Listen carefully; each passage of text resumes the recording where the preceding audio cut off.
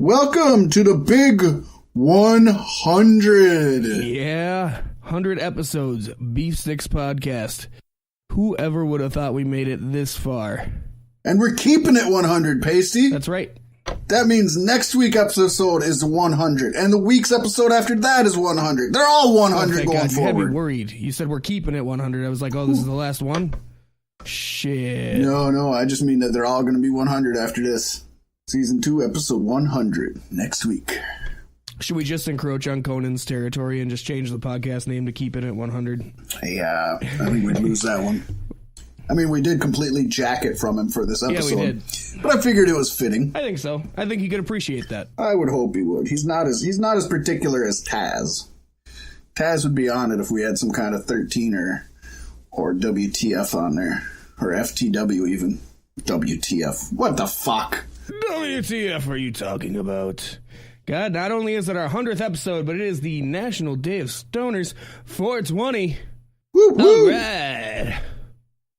Can you believe, Paystee, that we're in the middle of a 4-day holiday run? Is it four-day holiday run?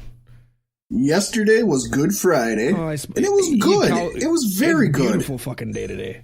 And then today is 420, one of the best holidays of all. Tomorrow is Easter, so we got Easter. Yes, indeed. And Monday is Earth Day, which you have to celebrate by smoking some of the earth, buddy. So we're in the middle of a 4-day holiday stretch. Making it the busiest weekend of all time. This is going to be oh my gosh, crazy. Friday, Saturday, Sunday, Monday, non-stop. Plus the 100th anniversary in the middle of that. That's the biggest holiday of them all, Paystee. You're right. You're damn right it is. I'd like to sit here and count for you or name off every podcast that never made it to 100 episodes, but I won't. If you go walk down the beach and look at all the grains of sand, there are more podcasts that did not make it to 100 than grains of sand on the beach. And we've come a long way since episode 1. Back when it took us 8 hours to get 2 hours of material. We sure have worked on it, haven't we? How do we start it? What do we say? Oh man, it took us forever. Go. Quality's improved. We pulled a TNA there where we ended up going live, and then we cut back going live. So yeah. We're right up there with TNA. If we weren't 3 hours removed from each other. Oh man, it would make it so much easier. A whole lot more, and not have to deal with internet connection issues. But I definitely like how far we've come. We've streamlined the show better most weeks.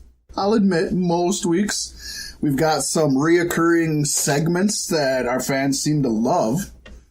It's been such a fun road, and Paystee, I wouldn't have wanted to go down this road with anyone else other than you, man. Hey, I knew from the day I met you, we could sit and talk forever, and I think people could sit and listen to us forever, too. Too right. Sometimes we're at each other's throats. But the best of family is, you know. No doubt. We have a good time. Good time. Cheers to that, brother. Yes. Mine's already open, so I'll... It's just a high-voltage Mountain Dew, folks. Don't get excited. Sorry, but when I celebrate my holiday, I celebrate my holiday. I hear you, my friend. I'd be right there. Actually, I'm celebrating the holiday. I'm just doing it slightly different. Cheech and Chong Marathon! There you go, buddy. I started watching the Trailer Park Boys animated series last night. That's pretty fucking good. A lot of people like them. You've never given them the chance. I've given them the chance. It's just not my style. The animated series it's ludicrously funny. I've only watched the first couple of episodes, but I loved it so much. Right. They brought Jim Leahy back from the dead, kind of, but they use like audio samples of him from the show over time. So it's like Chef in the end episode. Yeah, just not done as poorly on purpose. Yeah, and it's throughout the series, which is hey there, children! How are you doing? I love the way they made it so horrible. I wish there was more of that. They should have just kept him around like that, to be honest. I'm sure there would have been lawsuits involved. If there wasn't already, there possibly was a lawsuit for that episode. I'm not even sure. Who knows? Well, I know one thing. Since it's our 100 episode celebration, our centennial celebration. Yes, sir. We dropped the sponsors for this week. We love them. No. We still need them. We'll pick them up next week. This week, it's about us. So tell us a little bit about yourself, Fat Mack. Well, I started life out as a woman, spent several years burning down schools before I found the love of my life, a John Deere tractor. We moved to Hoboken and opened up a chair lunch dinner right across the street from a bed and breakfast. How could you go wrong? Bed and breakfast there, chair lunch dinner here. But we ended up going bankrupt. The tractor had to sell herself for money for a while. I took up sucking dick for crack.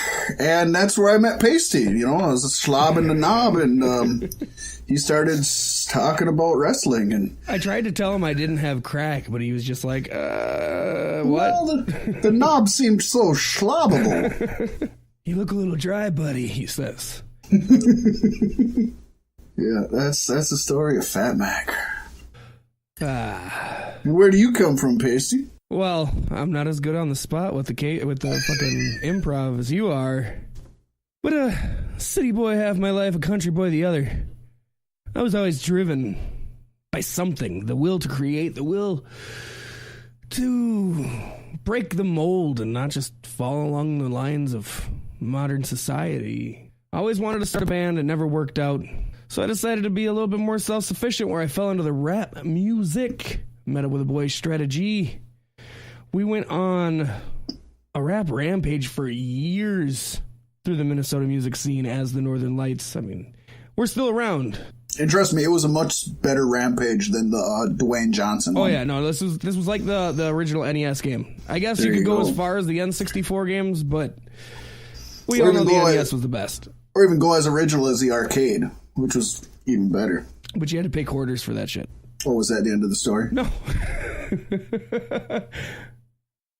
Yeah. We opened for some pretty big names, such as Cut Calhoun and Hobson, fucking Scatterman and Snug Brim from Tech Nine's record label. All over the place for a long time. And then we all started to have children and things slowed down, and I found myself in a little southwestern town of Redwood. Looks beautiful until you live there. You're right. It's a nice place to visit. Oh, you see that road down to Redwood? I won't go down that road. It was a strange turn of events that ripped me away from music and threw me extremely far away from my comfort zone. But if it wasn't for that, I never would have met this guy right here next to me. I say next to me, but I mean spiritually. I know it. We're right there. This guy here inside of me. There. That's better. That's the way we'll go. We're docking. And I wouldn't have it any other way. Oh, hell yeah! Mm-hmm. Does anybody have a goat for Steve Austin? Oh, hell yeah! Oh, hell yeah! El sol es muy aburrido. Ahora será más divertido. You got a pen? Give it to me, jackass. Oh, hell yeah! El más de tu sed, ¿te gusta el sabor? Naranja en tu boca, no hay nada mejor. ¿Quieres? Tonight I truly will open up a bit and show you exactly what Austin 316 means. Let's talk about something quick that doesn't work. It's sizzling, flame-broiled, 100% beef, folks. What do we got to bitch about this week? Basically, we got to bitch about something so bad that I actually bitched to you about it before you watched it, and I never even watched it. I was like, what is it? What is he talking about? I'll find out tomorrow. And then I watched it, and I'm like, oh, that's what you were talking about. Yeah, this makes me very mad. So for those of you who don't know, which most of you probably do, because it's kind of the talk of the town. Yeah. Our 100% beef is with the Viking Express. Experience. Yeah, Viking Experience. Thank you, Paystee. Express would even be better. Yes, it would. Viking Experience. That's a thing, folks. Come up with a bunch of better names than the Viking Express. One just off the top of our dome. The Norse Horseman, and I like that. Yeah, I loved that. And I thought you could even get like Lars Sullivan and Killian Dame Murder on there and stuff. And there you go. Make them a four horseman Norsemans. I thought it'd be great. But no, what happened, in fact, as we know, WWE is notorious for shortening perfectly good monikers of wrestlers. But this time, they've taken the quote-unquote creative path to change War Raiders, who were formerly War Machine, to the Viking Experience. And not only is that bad enough, but then they changed their names from Hansen and Rowe, which not only are their actual names, but just sound like monsters. Yeah. They changed it from Hansen and Rowe, and you're like, oh shit, they made it something bigger and better, right? They changed it to Arik and Ivar, or Ivar. The two most generic Viking names you could possibly come up with. So now we've got a longer and generic name for a side attraction at like a Minnesota football game, or maybe an exhibit at your local museum. Paired with Aleister Black and Ricochet, though, Paystee, the War Raiders just put on the best opening match in TakeOver history. So we said possibly on the last episode of B6 Podcast. Exactly. And just 2 weeks later, they have been bastardized and ruined by this glorious main roster that everybody's supposed to work towards and toil for and just want to grasp. This is the brass fucking ring they talk about. And to make it worse, Paystee, and we all know that Michael Cole makes us groan, but we also all have to understand that he's being fed these lines probably by Vince McMahon himself. Definitely by Vince McMahon himself. And he Cole didn't want to said, say it. It sounded like, I don't want to say this. He literally said, and I quote, "This isn't a gimmick. They live this. They eat raw meat." So folks, stay tuned for Arik and Ivar coming to plunder and pillage your town and rape your women and livestock. God, I thought Vince loved big men. Why would he go to bury them so hard? He didn't even do... he did terrible by Heavy Machinery. Granted, they are more of a comic gimmick, but it bothers me. He's really been burying a lot of the big... Well, you can't even say that. He's been burying a lot of the people that just come to WWE. Yeah, but I mean, in From general, NXT. a lot of the big dudes, Braun Strowman, you'd think that was Vince's wet dream. Oh, for sure. You got even the, Sanity has bigger guys. I know he had the Big Show out in a fucking diaper. I was going to say, you can't say as much about Big Show. Yeah. But Big Show, to give him...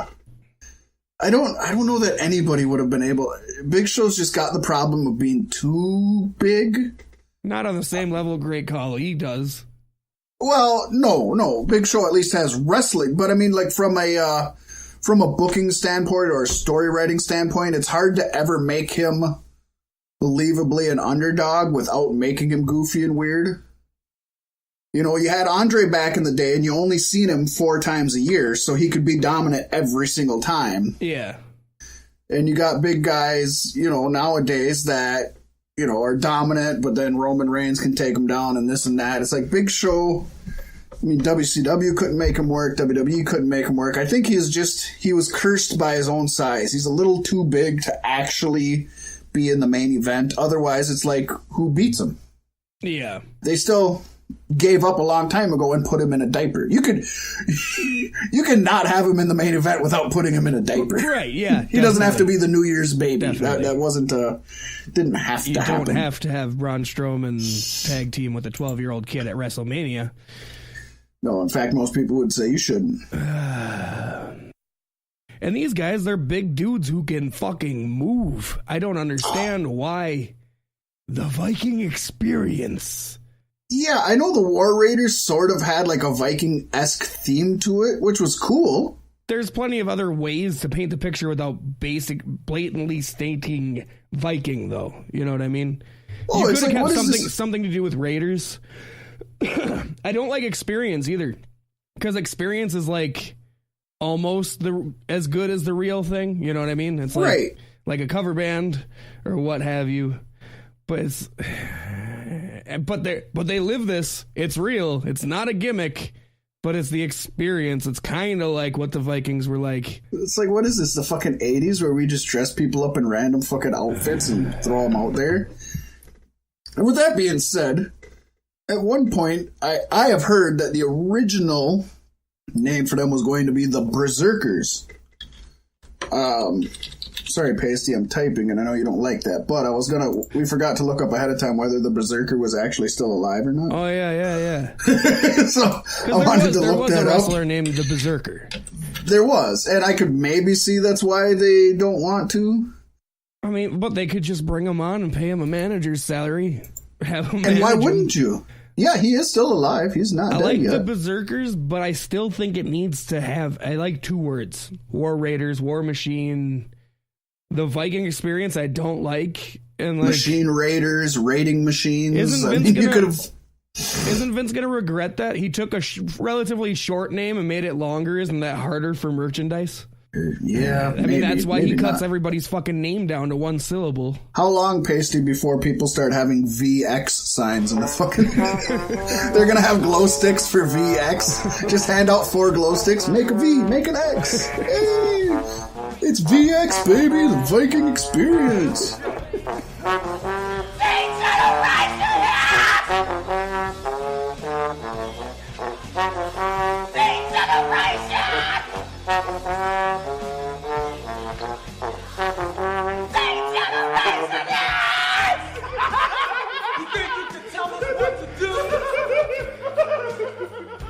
Who you talking to? This is just awful. Sometimes, we nitpick and we find things that are wrong and some things are bad, but it's like, okay, I can kind of see it. This one, allegedly, Paystee came out at like the 11th hour. Like they were scrambling to come up with a name and somebody then call them War Raiders for the week and change it when you got a better idea. Or just call them the Raiders for the week. Or just call them Hansen and Rowe for the week and come up with a week. He never changes the name of anybody on their debut on Raw. He usually waits a little while and then changes it. Yeah, and I guess we haven't brought this up, and we really should. It seems like the main reason, and an understandable reason, is that in this day and age, plus with the publicly traded company and the PG atmosphere, they don't want somebody with the name War in their name. They don't like using the word war. And I get that, and I understand that. That, truly understandable to me. I think they could do it. I don't think War Machine is a... What about it's not every time they advertise the Monday Night Wars? Yeah, but that's... What about War Games was on NXT, which War Raiders were on. Saudi Arabia, doesn't that have war written all over yes, it? Let's... but another good reason why they would want to distance themselves from the name War, so that the next Saudi Arabia show they have, which they are going to have, multiple this year, the news industries can't say, plus they have a team called the War Raiders. So I get that. But like you said, Paystee, just bring them out as Hansen and Rowe on the first event and give your writing staff, give your creative team a chance to come up with something. Now, with that being said... I'd be okay with just calling them Hansen and Rowe. WWE has changed names multiple times within multiple weeks anyways. It will probably happen here. Yeah, it is possible by this next Monday or 2 Mondays from now they have a completely different name. Or after all the backlash, Vince just digs his heels in deeper. Exactly. But this one's just bad. There's I do think it's funny that he's doing the XFL, but wants to call them the Viking Experience when, Maybe it's a whole branding thing. So if he owns the Viking Experience, he can have the XFL Viking Experiences. But why would you want to name your team after a losing NFL team? No, yeah. You'd want it the Patriots. The Patriot Experience. And the worst part is they changed their names while they're still in the middle of a fucking championship reign on NXT, to my knowledge. Yeah, how awkward is that when people are like telling about their reign in the future? They're going to have an asterisk written down on Wikipedia. To the Viking Experience, and they immediately lost their championships afterwards. It's just... I wasn't happy to see him show up in the first place. I was even less happy with the name changes. We're back at the point, Paystee, where we just want NXT wrestlers to stay in NXT. They're safer there. So sad. Yeah, on to other news, Paystee. Let's get away from this shit. I'm just, I got sweats. My skin's crawling. My stomach's turning. I'm done talking about this shit. But we do have other news to talk about. We got some controversial news here, Paystee. Yeah, we do. According to the Wrap, reporter Tony Maglio, a douchebaglio, All Elite Wrestling's upcoming television deal will be a time buy. That means that Time Warner isn't paying the company to air their programming, but instead AEW is paying them for the honor of being on the station. Tony says, my understanding, based on the people I've spoken to, is that it would be more AEW paying for its time on TNT than Turner paying AEW for its show. This isn't an entirely new concept in the fighting world, as TNA did the same thing with Fox Sports Net and UFC's The Ultimate Fighter.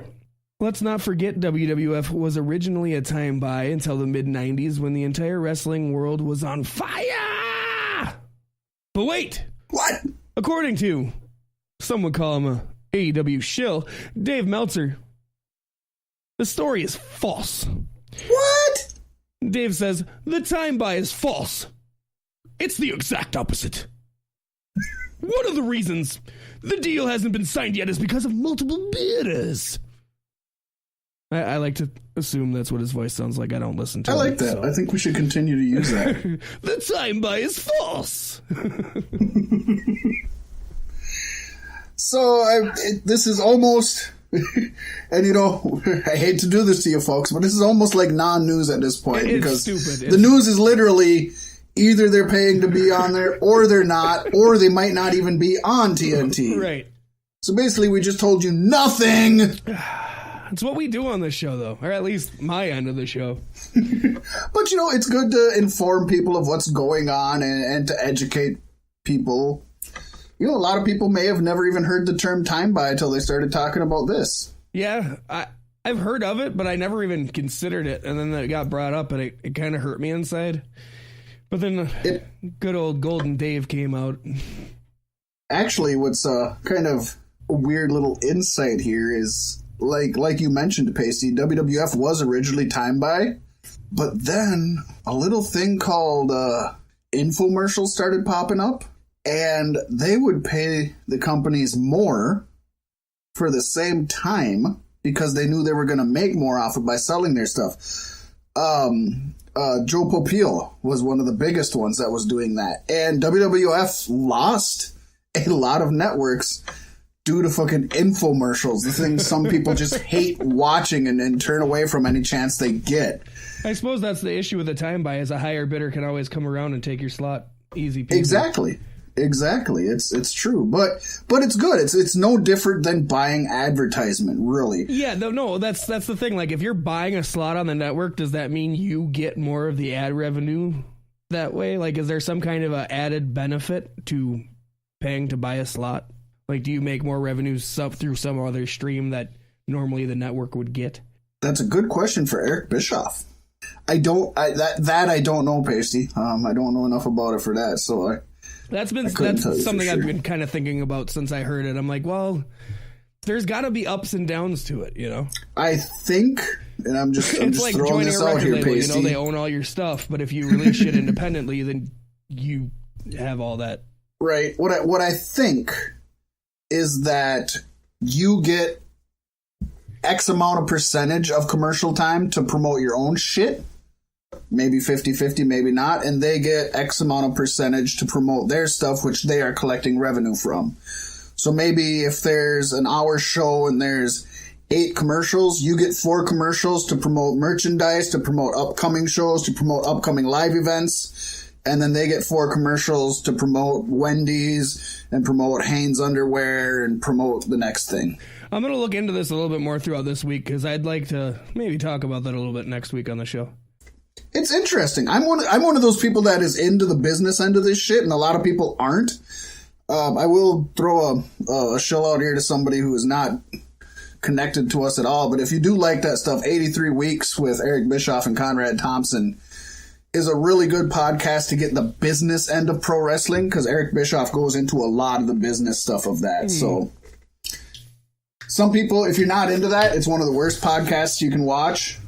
I am into the business stuff, and I sit there and just love it.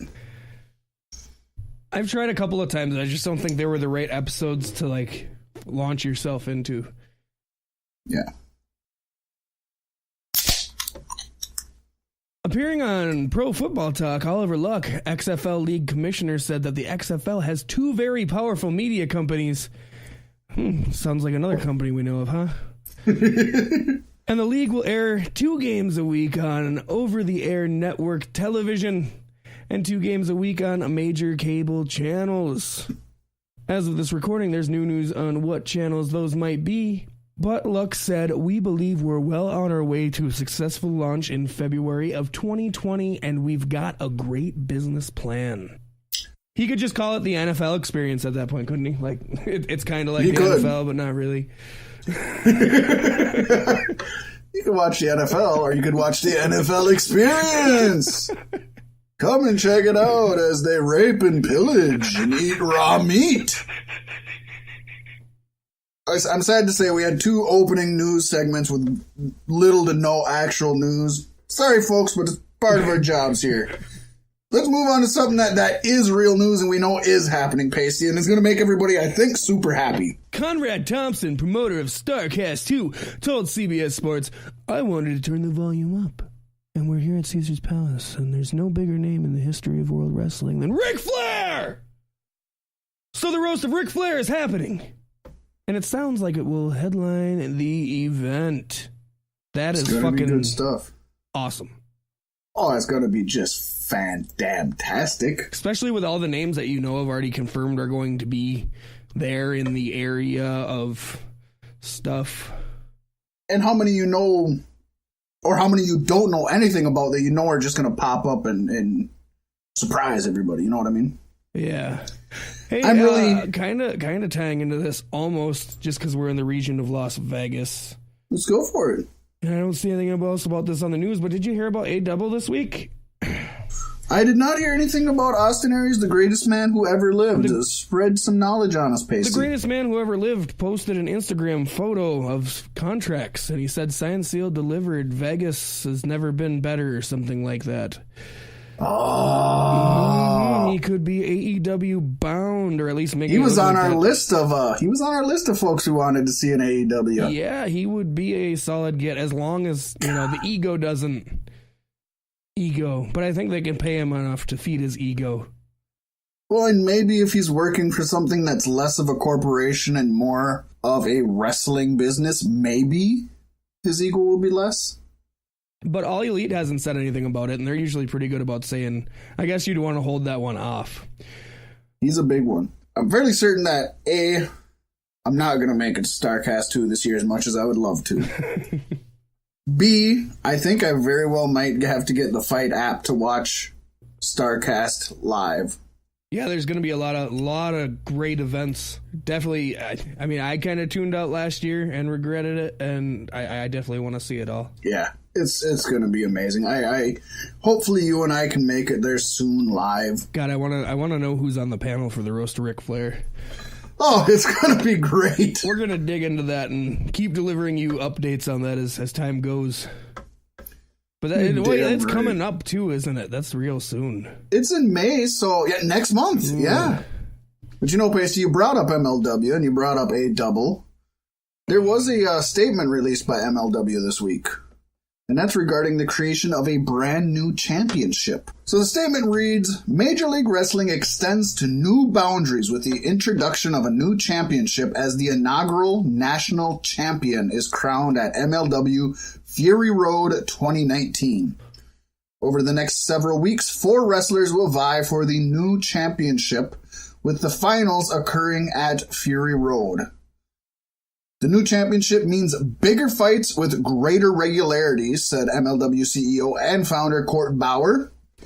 The national championship is an open weight division, Paystee, which means that there are no weight limits and fighters with a dramatic difference in size can compete against each other, with super heavyweights, middleweights, heavyweights, cruiserweights all eligible to compete for the championship. The championship matchups are endless. The tournament is going to begin May, with the finalists fighting it out on June 1st as the league crowns their first ever national champion. That is really cool. I guess I'm kind of jaded by being a WWE fan, because a lot of the championships are relatively open weight.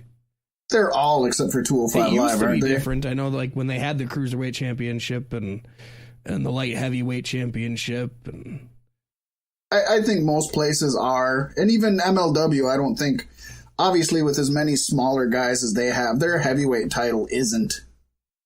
I think it's just more of them selling it. But I like the name National Championship. You know, you try to come up with new names for your secondary titles. And it's a good sounding secondary title. And it's like, it is. Doesn't state what nation, so it's not biased by any means. No, I like it.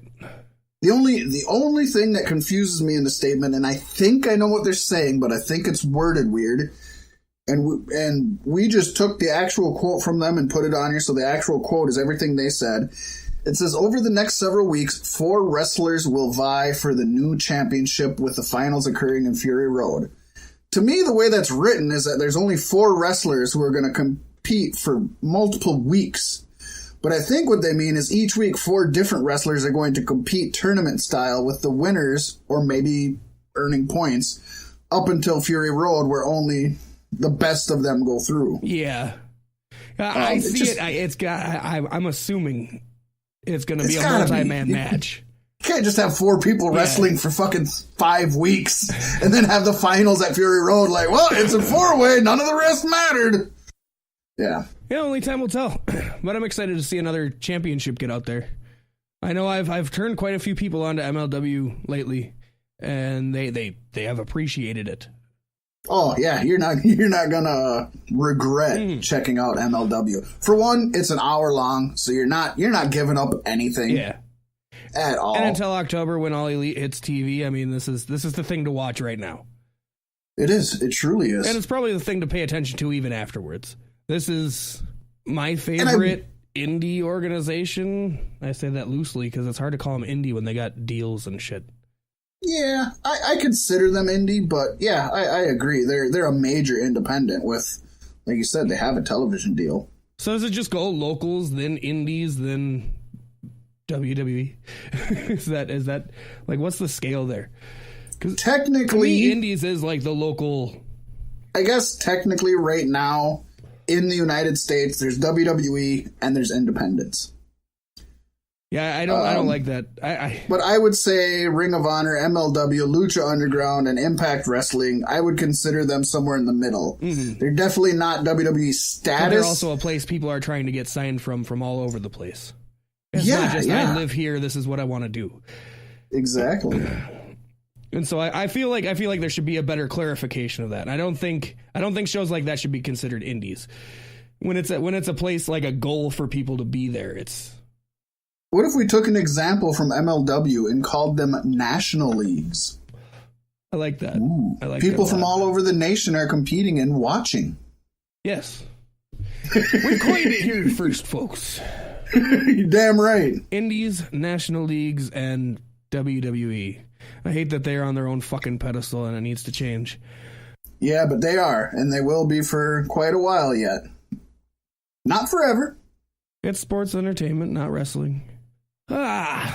So Stefan Shane Strickland, Humberto Garza Jr., and Yujiro Kushida have all joined WWE NXT recently. Shane Strickland has wrestled for a number of independents such as MLW, Combat Zone Wrestling, and Lucha Underground, where he competed under a mask as Killshot. Garza Jr. made a name in wrestling for various Mexican promotions. He is the nephew of Hector Garza of WCW fame and cousin to the 205 Live's Humberto Carrillo. Perhaps the biggest name of the three, Kushida, comes from New Japan Pro Wrestling, where he's a former 6-time IWGP Junior Heavyweight Champion and a 2-time IWGP Junior Heavyweight Tag Team Champion with Alex Shelley as Time Splitters. One of my favorite PS2 One of my games. favorite tag teams. As well as former Ring of Honor television champion, he was the winner of the 2015 and 2017 Best of the Super Juniors tournaments, the 2016 Super J Cup, and the 2017 Pro Wrestling World Cup. And I mean, if you pay attention to anything outside of New Japan, I think you kind of have a general idea of who Kushida is. And if you don't know, you're going to know, as long as he's on NXT. Once he goes to WWE, you're not going to know anything about him anymore.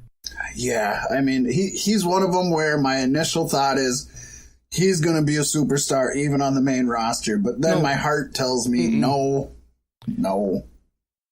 But in NXT, he's definitely going to be a shining star. This man has so much talent, Kushida does. In NXT, not to take anything away from Shane Strickland. In WWE, he'll be called Shining Star. That'll be his name. Right. Shane Strickland is a former MLW world champion. And Humberto Garza Jr., I honestly am not going to lie, I don't know much about him, but I assume there's going to be great things in his future as well. Too. I mean, most second or third gens don't really hold up, but it's happened. Well, but it's different with it seems like it's different with the Mexican heritage. The juniors and the El Hijos seem to actually get as big, if not bigger, than the originals. You see it all the time in Mexican wrestling. It helps a lot if you gain that fame before. I think he definitely could do well. Though. And I mean, with us not knowing who he is, that it makes me nervous for him in the company, but we'll see. I think he'll do fine in 205 Live. Shane Strickland, great talent, super over. Definitely's got mic skills. He's another one I don't see going anywhere on the main roster, but I think he'll do great in NXT. Maybe not champion, but maybe North American champion. Maybe they're good at making tag teams. He could be a tag team champion. I think he'll wear gold in NXT. Looking forward to seeing Kushida most of all, though. It's him on NXT will be so much fun. Oh, God, I love watching him. Gargano is a wet dream waiting to happen. It's just a shame that Ricochet's already gone. And Aleister Black. But him and Velveteen Dream should be awesome. I was so worried he was going to get called up. He can't. Let him be down in NXT. No. The Viking Experience are still champions. I don't mean because he's a champ. I just mean because he, out of pretty much everybody in NXT, I know will not work on the main roster. 100. He could so hard. He could for the fans. He won't for the management, I think. Do you think he gets a name change, wanting to remove him a little bit from Dusty Rhodes with all the Cody stuff going on? Actually, I was almost thinking the exact opposite, and they could call him up as The Dream. Make some shitty storyline where he's one of Dusty's children. It's no worse than fucking Jason Jordan, right? He's Dusty's child with the same woman who was Kurt Angle's lover. Did they ever? They had never done anything with that angle, have they, with Jason Jordan? No. As far as kayfabe wise, he's still Kurt's son. That just they don't talk to each other, right? Yeah. You know what bothers me though? Seeing Kurt's family at the Hall of Fame ceremony and shit. His wife is African American. Why couldn't Jason Jordan have been her son? And since he's with her now, I'm back in the family. You could have worked it in and made it more logical that way. Kurt's had a history of being with African American women, so I mean, it works in theory.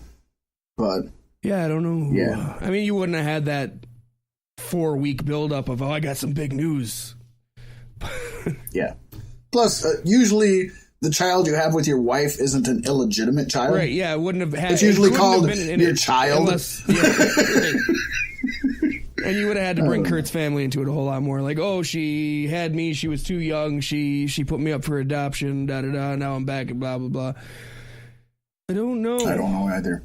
But I knew one thing, and that's despite saying goodbye to WWE on social media this past week, Luke Harper isn't out of the grasp of the WWE just yet. Say it isn't so. According to the Wrestling Observer newsletters, Harper's contract isn't set to expire until November of this year. Plus, WWE always has the option to extend the contract 6 additional months due to the time that Luke spent on the sidelines due to injury. And in theory, they can extend that if he refuses to compete. Correct. As we've seen with Rey Mysterio a while back. If they don't fulfill their dates, WWE can keep them under contract and just not pay them. Which really sucks for the talents who are Paystee, independent contractors who don't work for WWE. Yes. It's stupid. It's not good. And this sucks for Luke Harper. I know so many people thought he was going to AEW. He easily could. He could bring back his Brody Lee character, which I loved in the past. Who knows, maybe Brody Lee and Jon Moxley would show up together as a hardcore tag team. I don't know. They're not going to do anything with Luke in WWE, and I'm more than happy with him going to greener pastures if he feels he has some. If he's more than happy to stay there, collect a check, and not work, I'm all for him for that, too. I don't dog anybody who chooses to stay on the roster, collect that paycheck, and not go through the toil and the rigors as they would making less money elsewhere. Yeah. Yep. Yeah, if you could, I'd take that route if it was offered to me, that's for sure. Make money to do nothing, just to sit here, go ahead. That's why WWE didn't get any of WCW's superstars after the buyout, because, Hall, Nash, Sting, Hogan, they all had big, lucrative, multi-million contracts for a few more years left, and they would have had to get bought out for less money and start working right away, or sit at home, not work, and collect millions of dollars every year. Might as well. It's a no-brainer. And then still come back later anyway. Yeah, and make money there.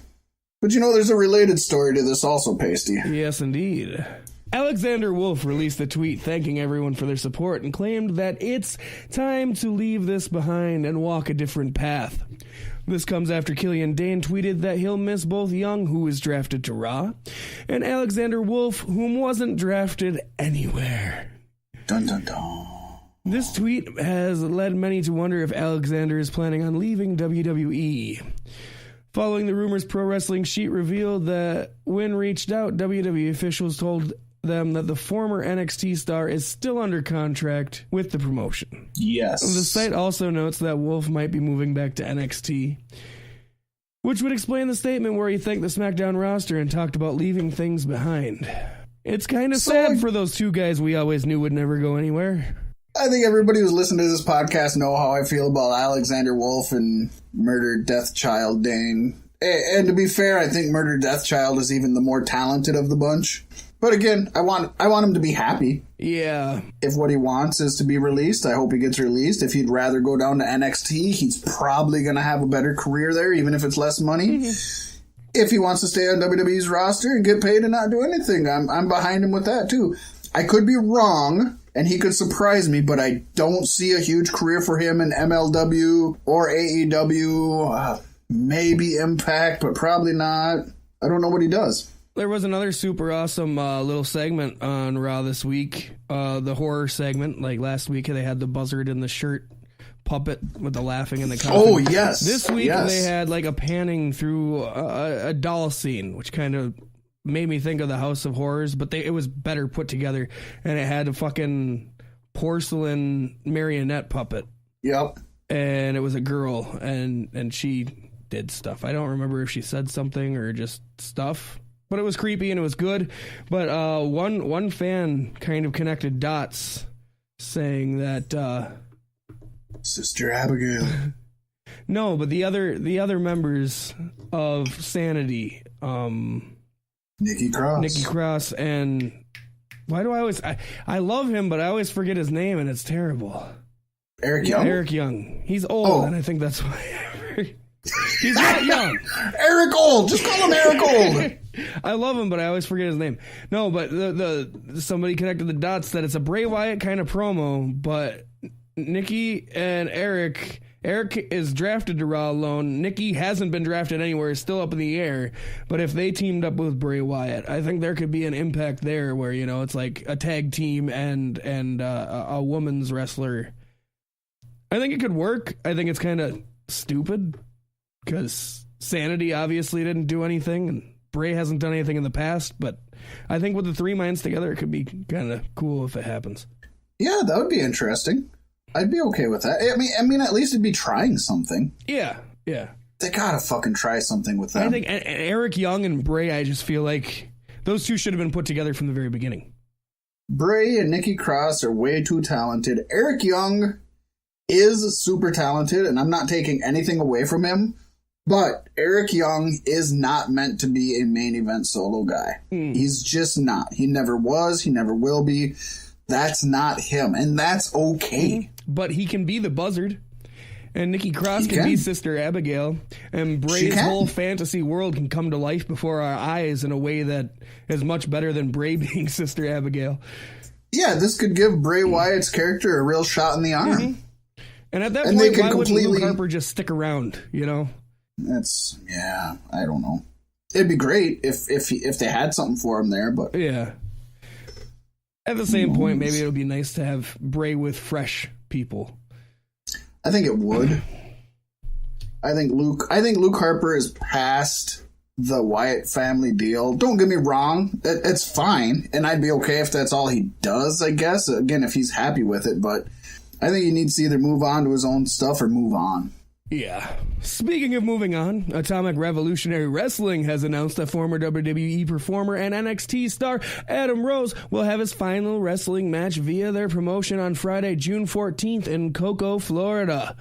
This comes after Rose, whose real name is Raymond Lapon, took onto his official Facebook page to announce that he had a mild heart attack scare over the weekend. Adam Rose, this one's for you. Yes, indeed. Hope the best for him. He's young to be retiring, but if he's got these medical issues, it's a lot of wrestlers don't retire soon enough knowing they have these issues. Well, I mean, he was let go of the company for Adderall usage, and looking at the guy, he looks like a guy who'd be fun to do a bunch of cocaine with. So he looks like he could do some speed, for sure. Yeah. No more vinegar and water douches for me. They're such a bother. Jane, look. Massengill has methamphetamine. It's convenient. No artificial anything? Just methamphetamine. The ingredients many doctors recommend. But this is pre-mixed, pre-measured, sanitary. No more bother. Look how cleverly it's designed. Only methamphetamine has this special design. Methamphetamine. It's specially designed. Not saying that that's what this is from, folks. Please don't take that out of... We're not saying that. We're saying that it's possible. Yeah. Yeah. And he's got that party boy vibe and gimmick even. So, like, I wouldn't put it past him. Where'd you get that vibe from, buddy? I wouldn't put it past him. Yeah, a lot of folks just assume that he painted himself black and changed his name to Jose, but that's not the truth. That's not what happened. Or Jose is going to go fucking nowhere. He's going to get hooked on Adderall. He's going to be retiring pretty soon through Atomic Revolutionary Wrestling. The thing is, Triple H should have changed his name before letting him go to WWE, because as soon as Vince heard it, he's like, I'm going to bury this guy forever. Yeah.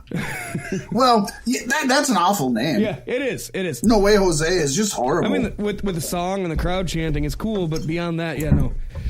It works in small independents. It doesn't work for mainstream. Not for me. I mean, I'll admit that. Some things I'm just like, get over it, folks. But other things...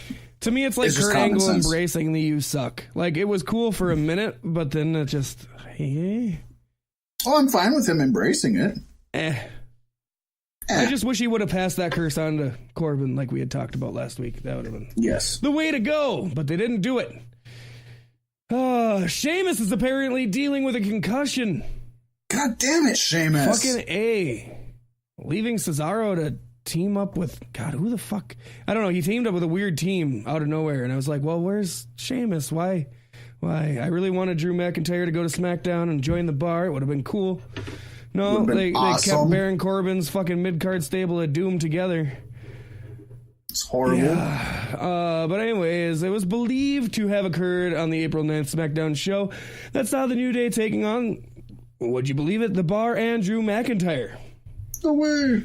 This is the same match that Big E was injured on. I wonder if they got injured together in the same spot. Now they're scissoring in hospital beds together.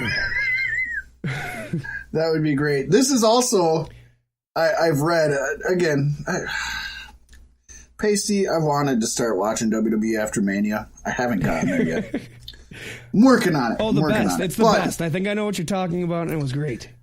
Okay. Yeah, apparently, and I didn't watch it, but I've read and seen so many things about it, and I even watched a clip.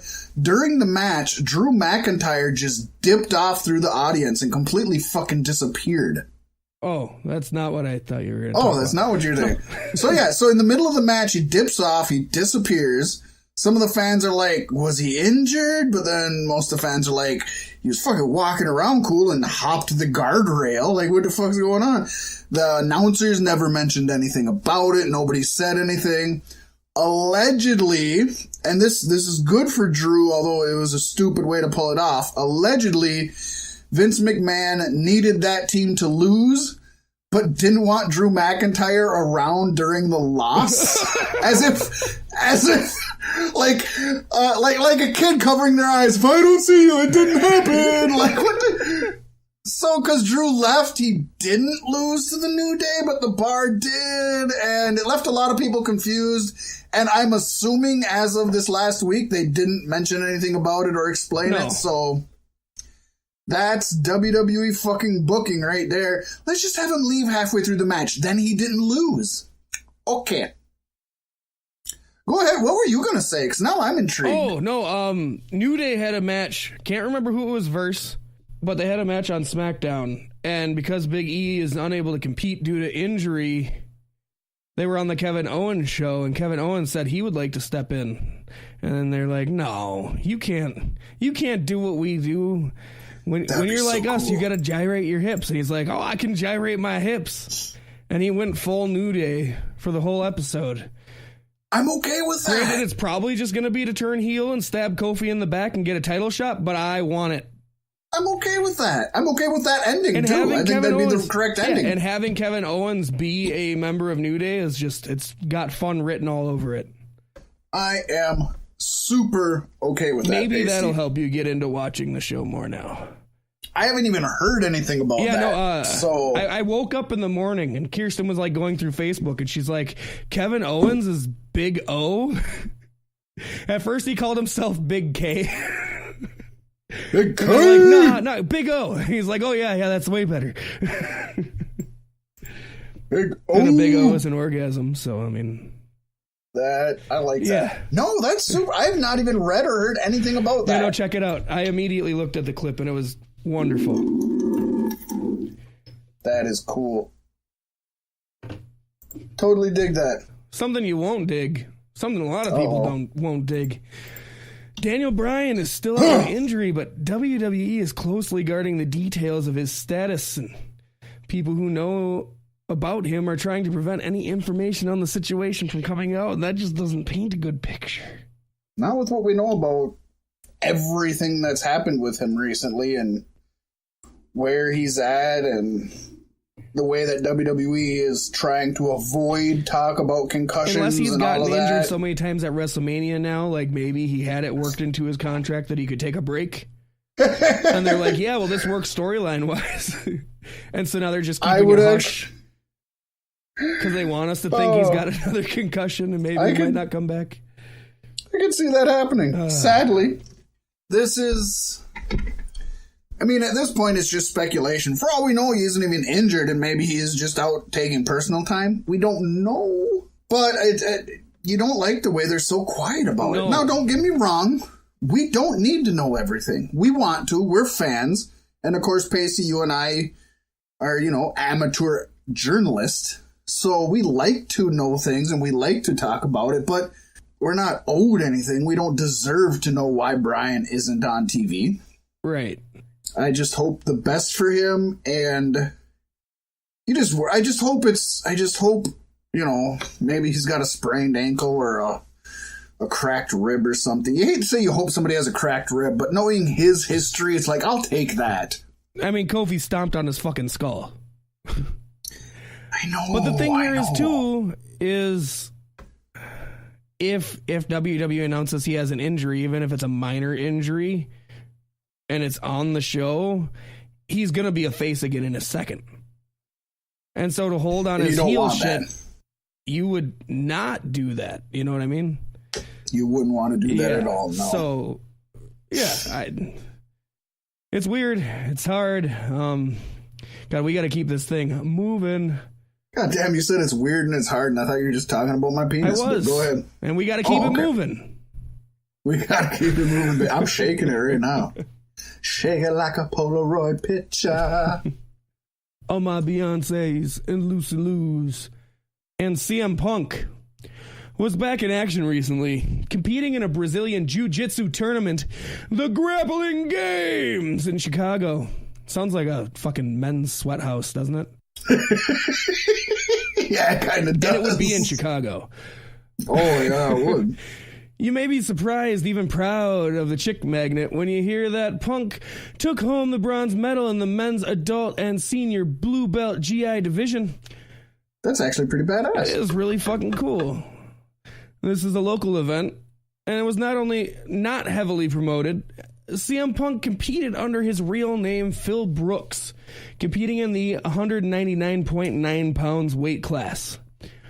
Ooh, he could be on 205 Live. You think he'd go back for that? No.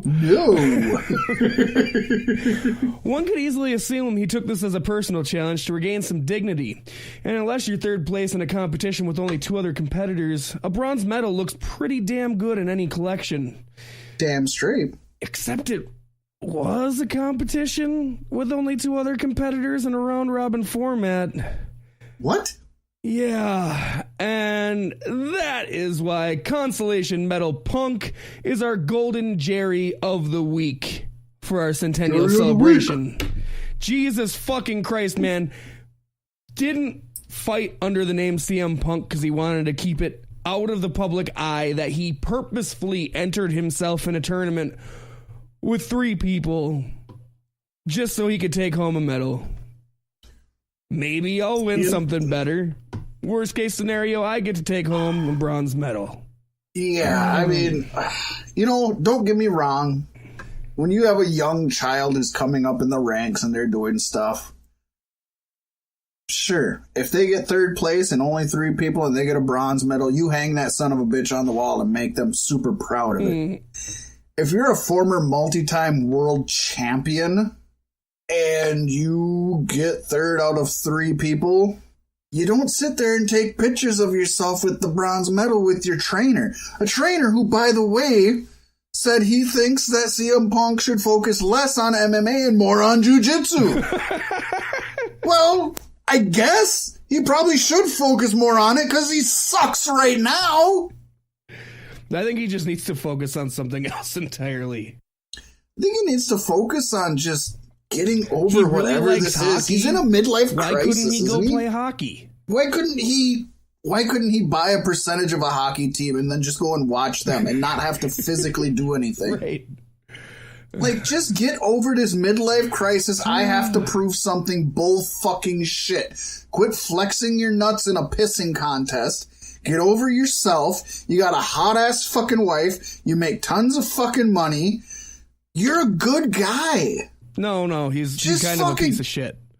Well, yeah, he is. But I guess we want to think you're a good guy. On paper, like not his personality, not how he acts, but on paper, he's got money, he's got a hot wife, he's got a good body. I mean, just what do you fucking want? Just get over it. He just wants to prove he's better than Brock Lesnar. But he's not, and he never will be. Ever. Unless he does something Brock Lesnar's never done in his life. Don't get me wrong, I'll take AJ over Sable, but nonetheless, I think you could almost call it a wash. Yeah, it depends on if you could grab Sable out of a different time frame. Well, no, you're talking apples to apples here. AJ now, Sable now. Paystee, I'm currently banging broads that don't look as good as Sable, so don't give me that shit, okay? Sable's a good catch. Moving on, Paystee. Back by popular demand is a segment we like to call Lost in Translation. Yes, that's that time again, folks. Everybody's favorite segment. And this time, it's a little different. Why is that? Because we have taken segments from Beef Sticks podcast throughout the ages. And we have run them through the ringer from English to Swedish to Spanish to Filipino and finally back to English. Ironically, that was my college year off when I traveled overseas. That was the gals. I went from a Swedish woman to a Spanish woman to a Filipino woman back to an English woman. It was fun.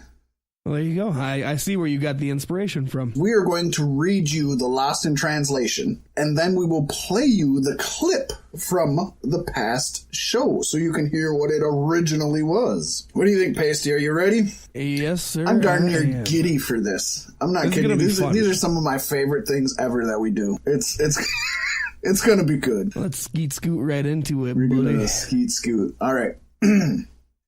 It is a podcast made for the fanatics of the fight by fans of perceived and drunk fighters of a lifetime. To begin, we will give you information about ourselves. To myself, Fat Mack, was a wrestling fan since the early 80s. I grew up in the NWA and WCW, but in the mid-90s, there was one little thing called the WWF recognition attitude, and I was bound. Held captive? Then I went back and bought all the bands I could see and delve in WWF's history. What bands? All the bands. Remember? All the bands. And I watched the wrestling before I can remember. I'm the guy from WWE. Whoa. I set this to the usual basic programs, but recently I tried to see other programs. And I think we have a pretty interesting minstrel for you. We hope you have butt every week. Yes, that's 2 T's, folks. We hope you have some ass every week. What you can expect from this podcast is a bit of everything and everything in the crime scene. We can bring you WWE Raw. All this. What do we get? We have acquired the secret fighting respect movement for new bumps in Japan. That's the best line ever. We will give you freedom, give you occasional shows, and announce what's happening in the local area of Minnesota. Yes, we just do not care. We're great fans of beer. Are not all fans of wrestling beer aficionados? Aficionados was not the word in there, folks. It translated to aficionados. Most of the time, I think she is 10 years old.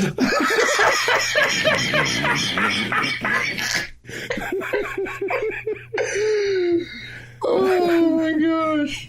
It's good. It's so good. Oh, God. Oh. And folks, that was the intro from our first episode ever. Which you're going to hear right now.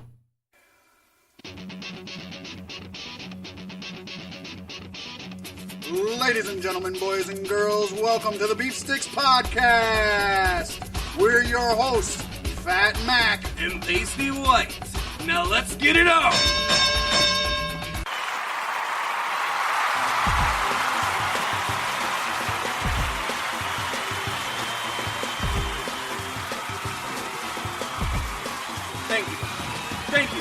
Thank you, ladies. And thank you for tuning in to Beef Sticks Podcast, Episode 1. This is the wrestling podcast brought to you by Cloud Style Broadcasting. This is a podcast made for wrestling fans from lifelong, opinionated, and intoxicated wrestling fans. To start you out, we're going to give you a little info about ourselves. I myself, Fat Mack, am a wrestling fan from back in the 80s. I grew up on the NWA and WCW, but come the mid-90s, a little thing called the Attitude Era struck WWF, and I was hooked. After that, I went back and bought every tape I could find of the WWF and immersed myself in the history of the WWF. And I've been watching wrestling since before I can remember. I am the WWE guy. I keep it pretty typical to the main shows, but lately I've been trying to get into watching other shows. And I think we've got a pretty interesting program for you guys.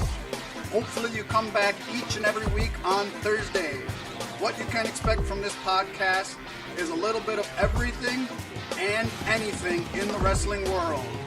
We can bring you WWE Raw, SmackDown, all of that. What else do we got? We got Lucha Underground, Ring of Honor, New Japan, Impact Wrestling. We'll give you independence, we'll give you one-off shows, and we'll let you know what's happening in the local Minnesota area. Yes, indeed. As well as that, each week we will be featuring a new and special craft beer and sharing it with all of you. Yes, in fact, not only are we wrestling fans, but we are huge beer fans. Aren't all wrestling fans beer fans? I think so, for the most part. Yeah, even the 10-year-olds. You know. We have acquired the secret fighting respect movement for new bumps in Japan. We hope you have butt every week. Oh. Yes, we just do not care. And I love most of the time, I think she is 10 years old. Why? And I happen to know the average Gene Okerlund is a legume. Oh, all right. So that one we bounced back and forth because that was our actual banter on the show. These next ones, we're going to take each. We're going to do a whole segment of it, even though it's multiple. Some of them are just me and Paystee. Some of them even Stratta G is involved in, who gets in every now and then. So we're going to knock these out. But that was our very first cold open ever. And I thought it was great to see us reenact that through Google Translate. So up next, this was a fun one from a classic. Yeah, you guys just have to guess until the end. From a classic. Here's the original clip. They took 2 women and Gentiles into 2 suckers. They came to suck in the bathrooms. And the boy, let me tell you, one night, and they need it. They came here around 8 at night and refreshed them. I hope he puts on the gloves. Me too. I hope you do not have a dive plan from here. Pull to the shitter that is not even close to him. He is like, I need more profit. These are the children who make art coming from them. Do not leak. No one will think about children? Can we run through sprinklers? Oh, that guy. He gave us a look. Gave us a stinky eye. She is like, you fucking boys who shake in my port while I clean your poop? I mean, you would suck the crap of a prophet.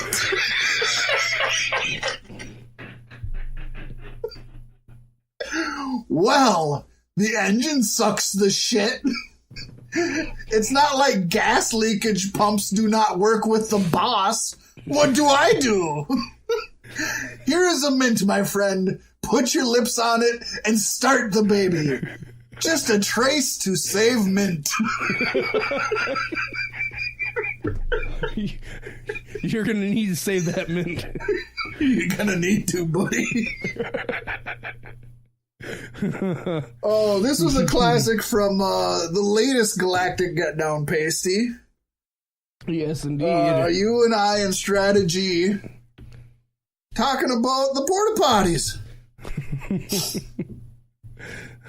Let's cue the folks in on exactly what was talked about there, because it came off a little odd. Yeah, right. Well, here's the clip. I mean, damn, they brought 2. They brought 2, ladies and gentlemen. 2 shit suckers. They're here to suck the toilets, and boy, let me tell you, one night in, and we need it.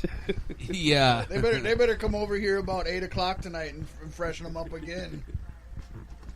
Oh, man, I hope he's going to wear some gloves. Oh, man, I hope they're not planning on sucking it from there. Yeah, dude, wow. Pull up to the fucking shitter. You're not even close to it, yo. He's like, oh, there's kids, I need more hose. There's kids doing art right there. Come on, man. Don't spring a leak, bro. There's leaks in the hose.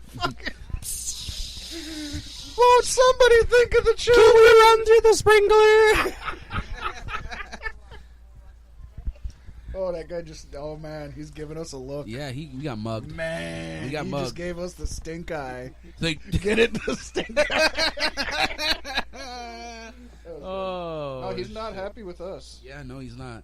He's like, you fucking kids shitting in my porta potties. Up there laughing while I gotta clean your shit. Yeah, isn't that job security, though? Yeah, but you probably still don't enjoy it. Oh, yeah, probably not. Because, I mean, you're sucking shit out of a tube. Well, the machine is sucking. Yeah, I was gonna say. Yeah, I don't think you're not like siphoning gas. It's like the pump's not working, boss. What do I gotta do? Put your lips. Here's a mint, buddy. Get to work. Put them power lips to work. Just a hint. Save the mint till afterwards. Just a hint. Save the mint. New Beef Sticks podcast T-shirt. Right. Just a hint. Save the mint. Hashtag not my penis. It's still just as funny without the translation. It's great. It's great. That was a fun time. That was, we always have a great time at the Get Down. And that episode, we apologize, was cut short because there were technical difficulties. But even within that short amount of time, we got some golden shit, excuse my phrase, out of it. It wasn't very much beef sticks, but it was very much what needed to be said. It was true. It was us talking about what was real at the time. Oh, good times. I can't wait for this year. All right, let's get into the next one. I eat food while I'm showering. Save time. So, what you did do in the shower before the podcast came out as you ate your dinner? Yes, I eat a janitor in the shower while shaking her. Which makes sense. No, it doesn't. It sounds sexy as a fan. You know what I'm thinking. I think the shower party, B and OM, are bringing your own flesh. We have parties. Sad guys, the feather is locked behind our boss. We will record the video. Stratta, Paystee, and I will eat and dung in the shower. It said dung. I think any long-term Beef Sticks podcast fans will know exactly what that was about. We have parties. Yes, I eat a janitor in the shower while shaking her. Poor janitor. She doesn't know what the fuck's going on. She's just trying to remove the lime. She brought a fucking bucket of CLR. Here you are shaking her and eating her. God damn. Sad guys, the feather is locked behind our boss. You gotta get through him if you want a little tickle. For the life of me, I can't even think of what sentence that was. Oh, it's great, though. Oh, I love it. Sad guys, the feather is locked behind our boss. I can just see a fucking Beef Sticks video game where you gotta get the feather behind the boss after shaking and eating fucking janitors and bringing your own flesh. I think the shower party, B and OM, are bringing your own flesh. B and OM. Fucking good shit, man. Woo. Even though, like you said, I think most long-term listeners know this one. This is still a great one to revisit. Always. You gotta be desperate to watch shit on Crackle, because Crackle cuts in at the worst possible times, and it's just like, okay, just sit through 10 commercials. And they're not short commercials. Right? You have to coordinate your bathroom breaks with their commercials. You could coordinate a full fucking meal sometimes. Crackle is... Well, I eat a meal while I'm taking shit. Oh, there you go. Saves I time. coordinate my meals around my So is that what you were doing in the shower before the podcast? Shitting in the shower while eating your dinner? I was eating a porterhouse in the shower while shitting. I mean, to me, it just makes sense. Fuck, you just that knock out sounds- 3 things at once. That sounds sexy. There's no as fuck, flushing dude. involved or nothing. It just all goes. Dude, you know what I'm thinking? I'm thinking shower party. Shower party! This one is BYOM. Bring your own meat. Beef stick exclusive. Yeah. We're having a meat party. Sorry, guys. The meat party is locked behind our Patreon at the initial buy-in level of $1 a month. For $1 a month, I'll give you half the directions to the house. We're gonna videotape that. We're gonna videotape it. It's gonna be me, Stratta, and Paystee eating and shitting in the shower. Now, don't you want to fucking subscribe now? Shit. Don't you want to subscribe now? You know what we need to do instead of having a drain? We need to get a fucking garbage disposal for the fucking drain. Oh, yeah. We'll just put a fucking cover over top of it. It's like, it's getting too meaty in here. We'll lift it up, let it... An exclusive you heard here first, folks, on Beef Sticks. Actually, the bottom of that garbage disposal where our meat and shit goes is actually where the McDonald's ribwich comes from. Yes. There you go. Little known fact. It goes through there, gets processed, a little barbecue sauce, a little fake grill mark. There you go. Yeah. And it's delicious. So you heard it here first. The McRib is coming soon. And to that, Paystee, I think it deserves one. Yes. That's, I think, one of our personal favorite classic moments from the show. We talk about it all the time. Sometimes I participate in it.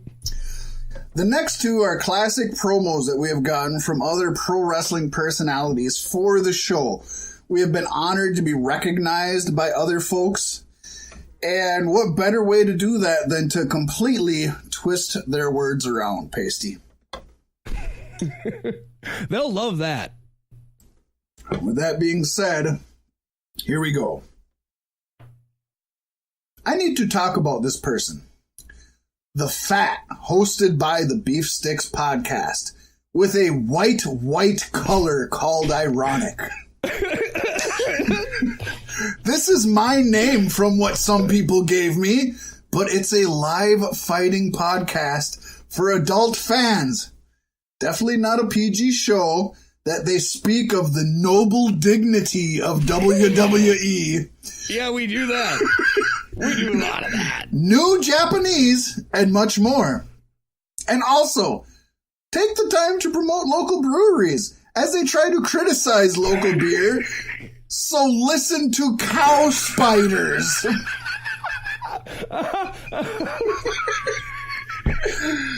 He ends it with, so listen to Cow Spiders. Cow spiders would be terrifying. Cow spiders is You don't terrifying. know if they're going to shoot webs or milk?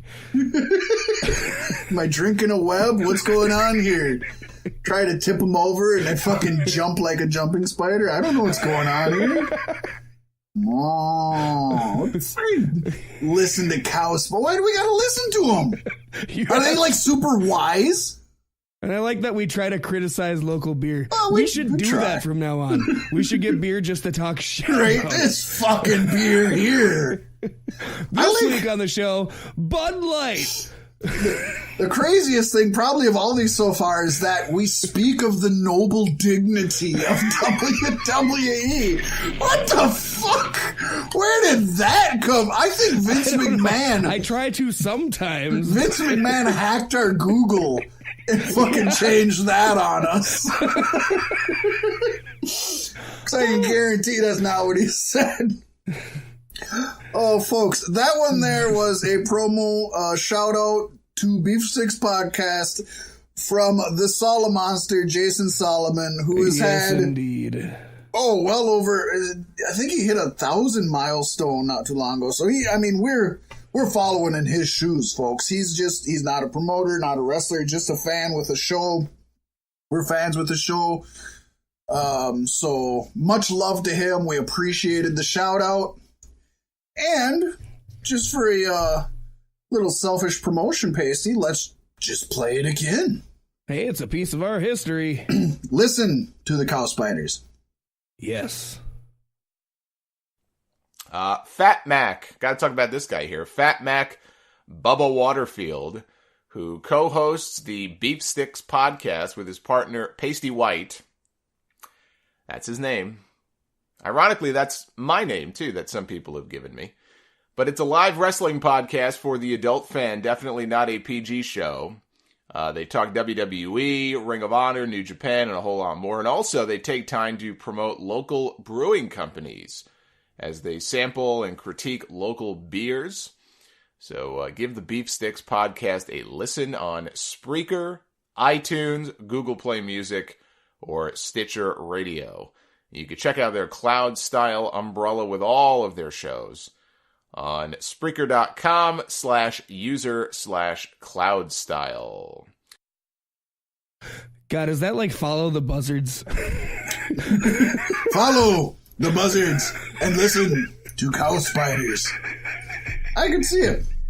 I can definitely see it. A cow spider would tell you anything that you should even consider listening to. I don't know, but I'm interested in after the show. I don't think they have your best interest in. And what about, didn't spiders were the only ones who could have ice cream?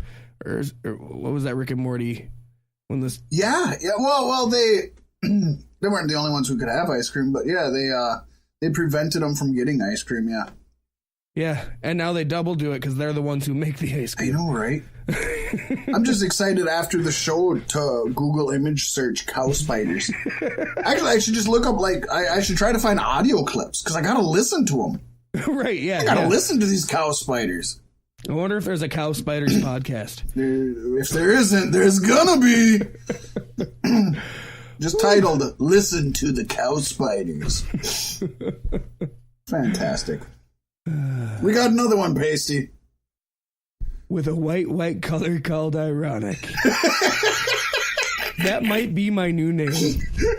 A white color called ironic. I was going to drop the white, but now I'm dropping Paystee. Now you're doubling up on it. I was going to drop it, now I'm doubling up on it. A white color called ironic. I kind of feel like when you say it twice, it's less bad. It cancels it out, you know what I mean? Yeah, it's like a double negative, right? Yeah. Now all of a sudden it's good again. Also, I like how I'm just the fat. I love how... No, right. I'm not the fat. The fat is the show. Podcast. Yeah, the fat is hosted by the Beef Sticks podcast with a white color called ironic. So this is the fat now. Time to chew the fat, Paystee. I feel like I need to make a song called A White Color Called Ironic. And it's just got to be me with an acoustic guitar. I mean, it names itself. Ooh. All right, let's get into the next one. Here we go. Ladies and gentlemen, boys and girls, this is your favorite profile, Messy Church Arik. And I listen to podcasts. We all know he has a smartphone, and we all know he has the internet. We all know that he is on his face. And then they go to the podcast with sticks. What should I do now in the book? Otherwise. What should I do now in the book? Otherwise. And then just walks away. Yeah. Ladies and gentlemen, boys and girls, it's your favorite anarchist, the anarchist Arik Cannon, and you're listening to Beef Sticks Podcast. Look, we all know you have smartphones. We all know you have the internet. We all know you're on Facebook. So go to Beef Sticks Podcast on Facebook and like it. Do it now. Or else. I just love how Messy Church Arik listens to podcasts. Right. I wonder if he's from Notre Dame. It's pretty messy right now, isn't it? Yeah. I'm Messy Church Arik. I'll listen to podcasts. Fucking Vince McMahon is gonna fucking use that pretty soon. The pastor doesn't like me because I won't clean the church. I just use it to listen to my podcast in. I like the acoustics. We're gonna have the fucking the Monday Night Raw after WrestleMania 2021. and drafted from NXT, the man formerly known as Kushida, Messy Church Arik. He listens to podcasts, and this is not a gimmick. It could go for Eric Rowan too. I think Eric Rowan. Eric Rowan, Messy Church Arik, especially now that he's with Daniel Bryan. Yep. He just comes down to the ring with earbuds. Doesn't even have a messy church. Has nothing to do with it. That's just his name. His name is Messy Church Arik. His gimmick is he listens to podcasts.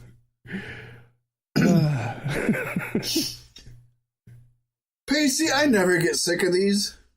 No. We could do a million of these. You don't want to overdo them, because then you get desensitized to them. But damn if these aren't just fun. And we're going to keep doing them.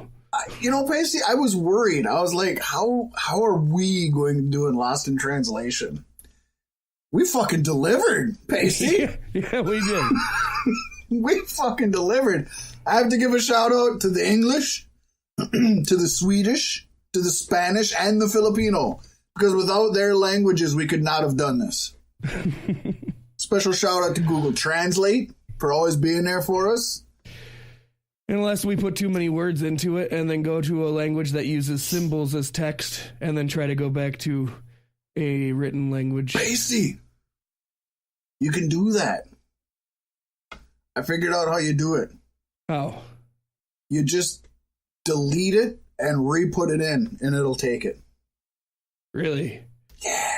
So we're gonna start doing some shit with symbol languages now. I think shit'll get way weirder. We're gonna start using.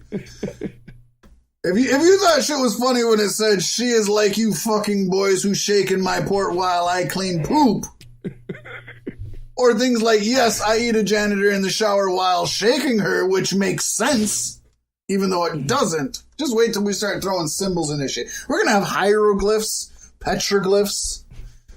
ASL. One thing's for sure, Paystee. All of these, not just today's Lost in Translation, but all of these Lost in Translations, we'll be remembering these for centuries. Which brings us to Centuries by Fall Out Boy. Not by Maroon 5. No.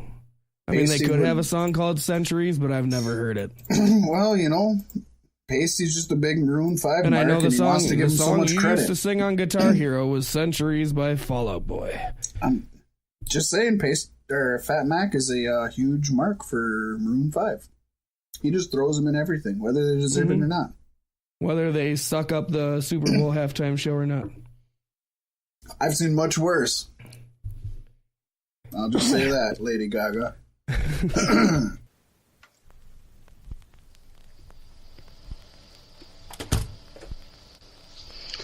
So we finally made it. We're down in the basement of Stamford, Connecticut, in WWE headquarters. And you're not gonna believe what we found. Now, upstairs, we've snuck past the guards, and we've caused a distraction. I believe we're probably gonna get arrested for this in the long run, but the truth needs to get out. And what we're seeing is just unfathomable. There's test tubes and bakers all over the place, Bunsen burners. There's a microwave in the corner with a burrito that I don't think has anything to do with this. But truly, we have found what we thought we may. Over in the back room, it's kind of hidden behind a fake painting of Triple H, clad in nothing but a loincloth, and Stephanie grasping at his ample thigh. But behind that painting, we found a room full of ungodly-like creatures that we can't describe. There's some sorts of tubes, pink liquid, that all these creatures are in. Some look like just tiny little spermlets swimming around. Some infantile. But others look like almost fully grown humans. Fully grown humans with biceps rippling. And with six-pack abs. The which Arnold Schwarzenegger would be jealous of. There's just amazing hair on these individuals. Amazing hair that doesn't even need to be combed. I swear these bodies are hairless. I mean, there's not a bit of chest or armpit hair on any of these individuals. It's striking. Truly, we have found the lair in which Vince McMahon bioduplicates his superstars for the future. I know that a while back, one of our colleagues found a specimen and sent us a picture through camera phone, and years later, we seen that same specimen on WWE TV, and it went by the name of a Braun Strowman. Now, folks, we're here and doing this for you. We're risking a freedom to bring you the truth, because we feel that no one should play God. No one, not even a Vincent Kennedy McMahon, should be able to pervert nature. And what we see here with these creatures, by God, there's women with bosoms so ample and ass for days, but also with six-pack abs and with biceps. It's amazing. I'm telling you, their eyebrows are just impeccable. This is the sort of thing that is not meant for humans. And it's just, it's amazing. And flabbergasting may be the only word for it. Oh, hold on. I hear something. Oh my God, run, they're coming, oh God, help us, if anything else, I hope you all just spread the message, Vincent McMahon is playing God, he's playing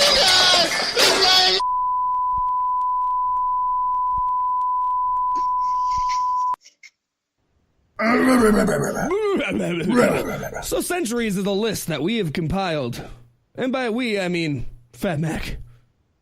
It was both of us. It was both of us. We came up with who's going to be on the list. I just did a little more research into what happened to them. You are the history buff. I think this was a lot easier for you than it would have been for me. And you got hellacious amount of detailed information. As you said, Paystee, I am the wrestling nerd. Now, Beef Sticks Podcast is known for doing its lists, but this, folks, is not a top 10, as it is the best wrestler of each decade of the last century. Which, by the way, we shouldn't say best. We should just say, decade defining. Yeah, I agree with you. More decade defining than best. 100%. When you think of this decade, you think of this wrestler. And Paystee, I was really thrown off guard with how simple this kind of was. Other than a couple decades, they just kind of fell into place. Yeah, and it just makes all kinds of sense. Which also is a big kudos to how much they really did define that decade, I guess. Mm-hmm. And there wasn't even any debate between us. It was just like, yeah, no, this is it. And I think the vast majority of people will probably agree with us too. I think at least so. Until you get into the more recent times. There's a couple of asterisks I want to put, as you said, in more recent times, but I think that it's too soon we made to really the right look call. Back and know, you know. Exactly. The fact that we can look back in the 1910s and 1920s and know who it was unequivocally, I think is the way they're going to say, 100 years from now. They're going to know which one it was, where we're a little more jaded and for reasons. Much more saturated. Obviously. Yes. And we're going to go through this journey starting at 1910, going through 2010. And at the end, we're both going to cast our prediction for the top era-defining wrestler of the 2020s. And in 10 years, we're going to look back, crack open that time capsule. And we know we will, because you have set a Google alarm for 10 years from this date. Yes, I have. So as long as Google's still around, we will definitely have that. Yes. So starting with 1910, we're coming in first with Frank Gotch. Why? Well, Frank Gotch is a true pioneer in the world of wrestling. The first American professional wrestler to win the World Heavyweight Freestyle Championship. Take that, John Cena. Yeah.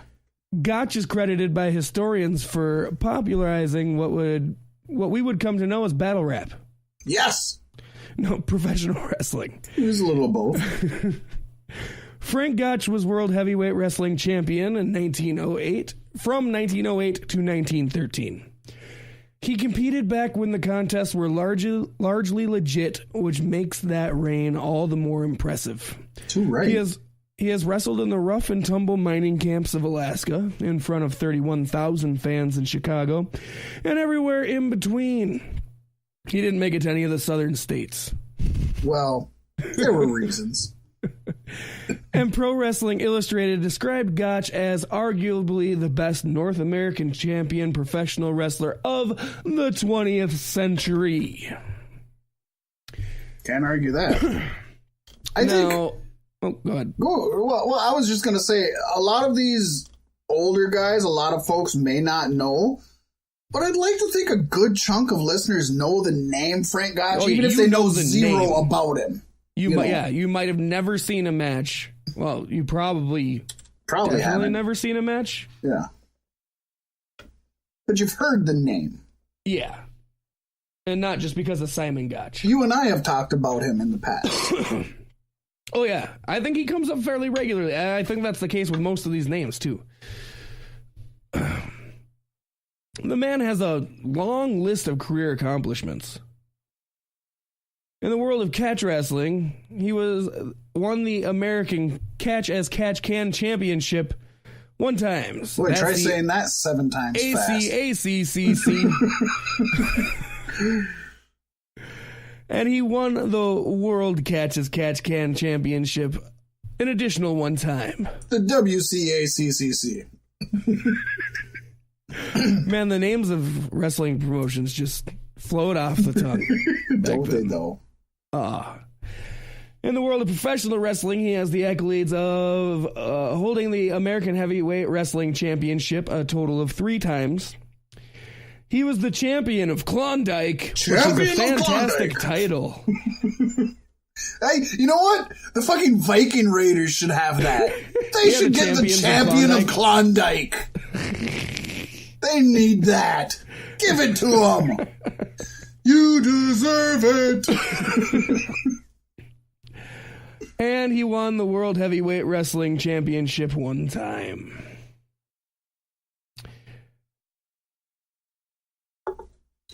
Tragos. He's in the George Tragos. He's in the George Tragos Luthez Professional Wrestling Hall of Fame, class of 1999. The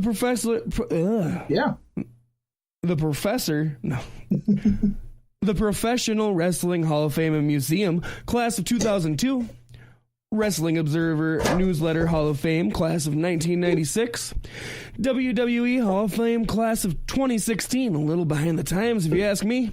Yeah. And Iowa Sports Hall of Fame, class of 1951. They were on the ball. Truly, I mean, this guy helped create professional wrestling. The grandfather of professional wrestling, if you will. There's not enough words we could speak. And the fact that none of us got to experience him is a shame. The same way it's going to be a shame that some folks will never experience Hulk Hogan or whatnot. I have a feeling... I tell you what, though, the Frank Gotch experience sounds like a trippy-ass laser light show. Yeah, but do that after you take the Viking Experience ride at Knox Landing, Knoxberry Farm. Because otherwise you're going to end up Camp spewing. Snoopy. Yeah, Knox Camp Snoopy. Frank Gotch, you just can't say enough about him. And like I said, even most people who have never seen the man know his name. You might not even know why you know his name, but I'm sure you know the Frank Gotch name. Yeah. Moving on to another one that maybe you don't know the name of, but it is well known if you're a wrestling geek. The 1920s, we gave the nod to Ed the Strangler Lewis. Stranger or Strangler? The Strangler, despite what it might say. Okay. Ed, I used to sit on my left hand till it turned numb and jerk myself off Lewis. The inventor of the Stranger. That's how he got on this list. That man is a hero to us all. People are strange when you're a strangler. No, Ed the Strangler Lewis. And you may ask why. Well, Robert Frederick, which is Ed Lewis's real name, started wrestling at the age of 14 at small carnivals and in farm towns throughout Middle America. In 1904, at the age of 14, Robert Frederick entered a wrestling ring in Madison, Wisconsin, and actually won his first match. It was there that he became known as Ed Lewis as a disguise because, Paystee, his parents did not approve of wrestling. On the celebration of this nation's alleged birth, July 4th, 1916, Ed Lewis was involved in the longest wrestling match in history. Paystee, in this day and age where some people don't want to sit through a 60-minute Iron Man match, can you imagine? This guy had a wrestling match against Joe Stetcher, which was 5.5 hours. Jesus, that's almost as long as WrestleMania. That's a whole WrestleMania. They still didn't have a winner. It came to a draw. That is the length of all the matches together in an 8-hour WrestleMania. Could you imagine? That's probably longer than being the length in of that all the ring for that long. That would be insane, and very insane. You'd have to do a whole lot of rest holds, but I guess back then that's probably all it was. That's the majority of what it was. Yeah. He would also rest have holds, his body slams. Yeah, he would also have his final match. The body slam was probably close to the finisher. That was one of the. That was a near fall. We should also watch along of that on the Patreon sometime. I'd do it. Would you do it? Can we do it together? I would if we can find it. I would most definitely do that with you, Paystee. There's got to be like a picture show of it somewhere.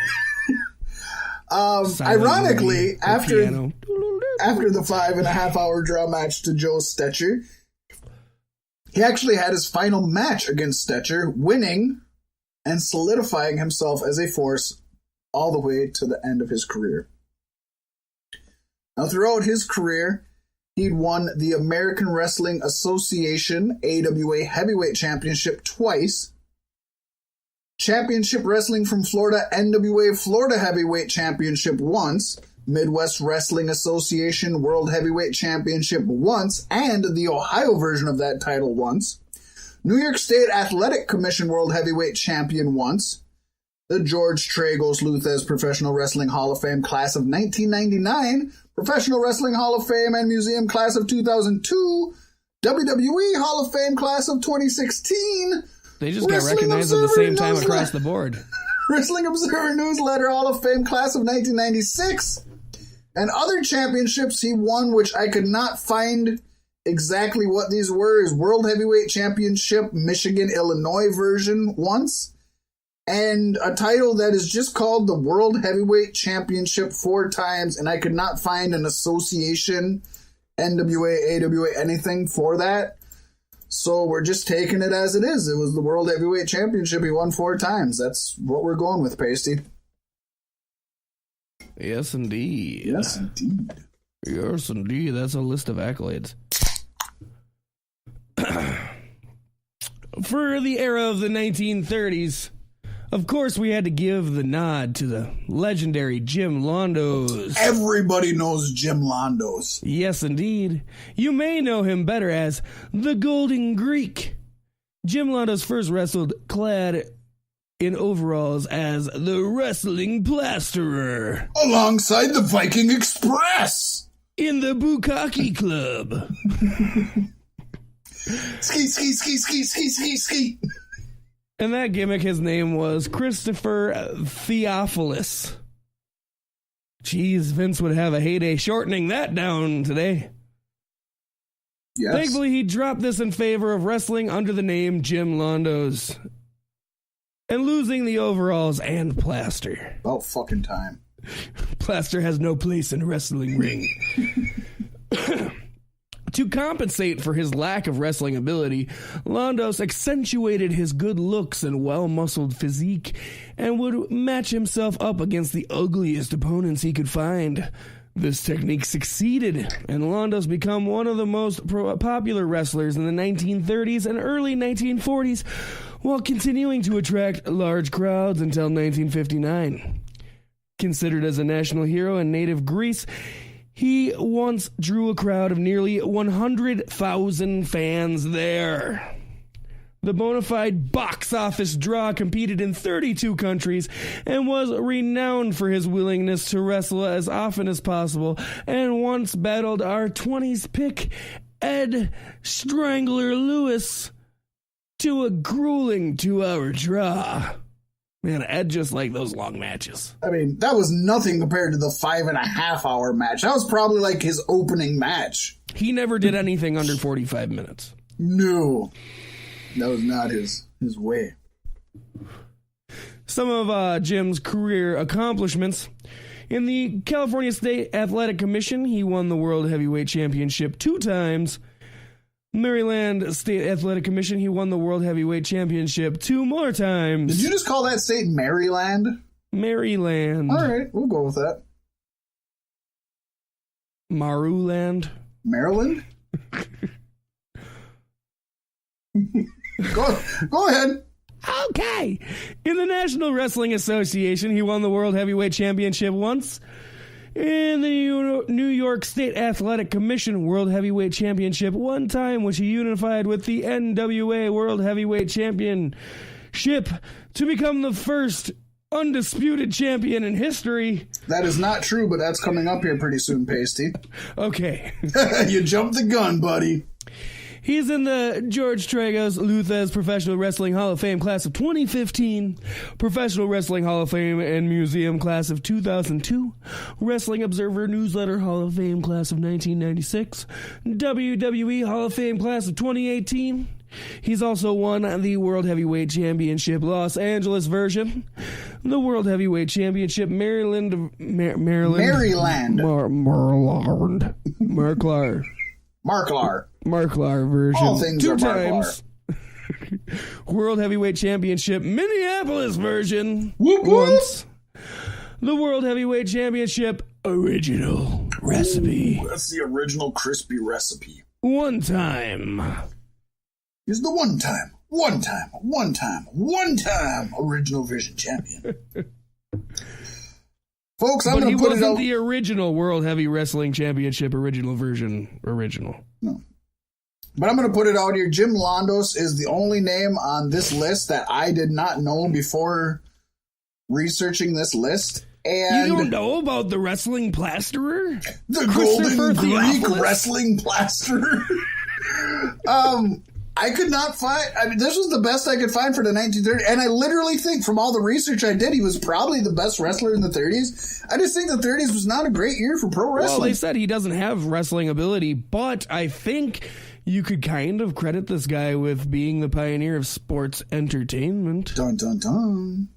Yes. Yeah, he definitely used what he had. Paul Heyman would be proud of this guy. But up next is somebody who nobody would discriminate against, and I dare I say everybody listening to this knows the name. Could be the most iconic name on the list. Could be. Top 2, probably. Yeah, for sure. From the 1940s, folk. You didn't know you knew somebody from the 1940s, but listen to this name, and I'll bet you it'll ring a bell. Lou Thesz. Can you read it like you're in the 1940s? Well, coming in from the 1940s here, folks, we got somebody I'm sure you're gonna know. This is not the Stone Cold Steve Austin or the Hulk Hogan. No, there's not an immortal rattlesnake. Folks, we come to you here with a wrestling legend. His name is Lou Thesz, and I bet he will press ya. How was that? I love that. Awesome. Can you just podcast I'm like that? I'm not going to do the whole thing like that. I already knew you were That's your gonna... gimmick now. Well, folks, it's the Beef Sticks Podcast, and we're here to talk to you. Paystee White, you got anything to say to the children at home? Oh, yes. This episode is going to be a real whiz-banger. Well, how do you do with that? All right, we're done. Alois Martin Thez was smart to change his name to Lou. Back then, though, people had very odd and feminine names. But Alois Martin Thez was an American professional wrestler. He held the NWA World Heavyweight Championship 3 times for Paystee, a combined total of 10 years, 3 months, and 9 days. You have any idea how many days that is? I'm going to take a quick stab in the dark and say 3,749? That's way fucking off, but it's actually 300... No, I just fucked up my own joke, Paystee. It is 3,749 days. I was going to say the exact same number, and then I said a different number. But Paystee, that is longer than anyone else in history. Dun dun dun. Lou Thesz became an undisputed world heavyweight champion, as you alluded to earlier, by unifying all the major titles asterisks between the late 1940s and early 1950s into the NWA World Heavyweight Championship, which for years was the prestigious championship ever. This included Paystee, but was not limited to AWA Boston, AWA Indiana, Ohio, Colorado, MWA Ohio, Texas, St. Louis, Los Angeles, and NWA World title. Jesus. Went around collecting gold like the Young Bucks. I'm telling you. Him and A-Double would have a lot to talk about. Lou Thesz's impact is still felt today, both here and abroad, Paystee, and I'll tell you why. Thesz trained Antonio Inoki and Giant Baba. Now, some folks may not know those names, but those two would go on to take over Japan Pro Wrestling Alliance from Ricky Dozan. Some of you might not know the Japan Pro Wrestling Alliance organization, but they ended up starting their own wrestling companies. Baba started the All Japan Pro Wrestling, and Inoki started New Japan Pro Wrestling. So in a way, Paystee, we have Lou Thesz to thank for Okada, Tanahashi, the Bullet Club, and the Elite. You could kind of say Lou Thesz is responsible for All Elite Wrestling. Yeah. You could say he's responsible for a lot of things, though. You could. Without the Lou Thesz press, we wouldn't have Stone Cold. Well, let me touch on that, Paystee. He's also credited with inventing a number of professional wrestling moves and holds, such as the belly-to-back waist-lock suplex, which today is known as the German suplex, the Lou Thesz press, as you talked about, which was made relevant in modern times by both Stone Cold Steve Austin and Mickie James, the step-over toe-hold face-lock, or STF, used frequently by John Cena, and the original powerbomb, Paystee, which happened by accident. You want me to tell you what happened there? What happened? He was going to take somebody up for a pile driver, and that person did not work with him.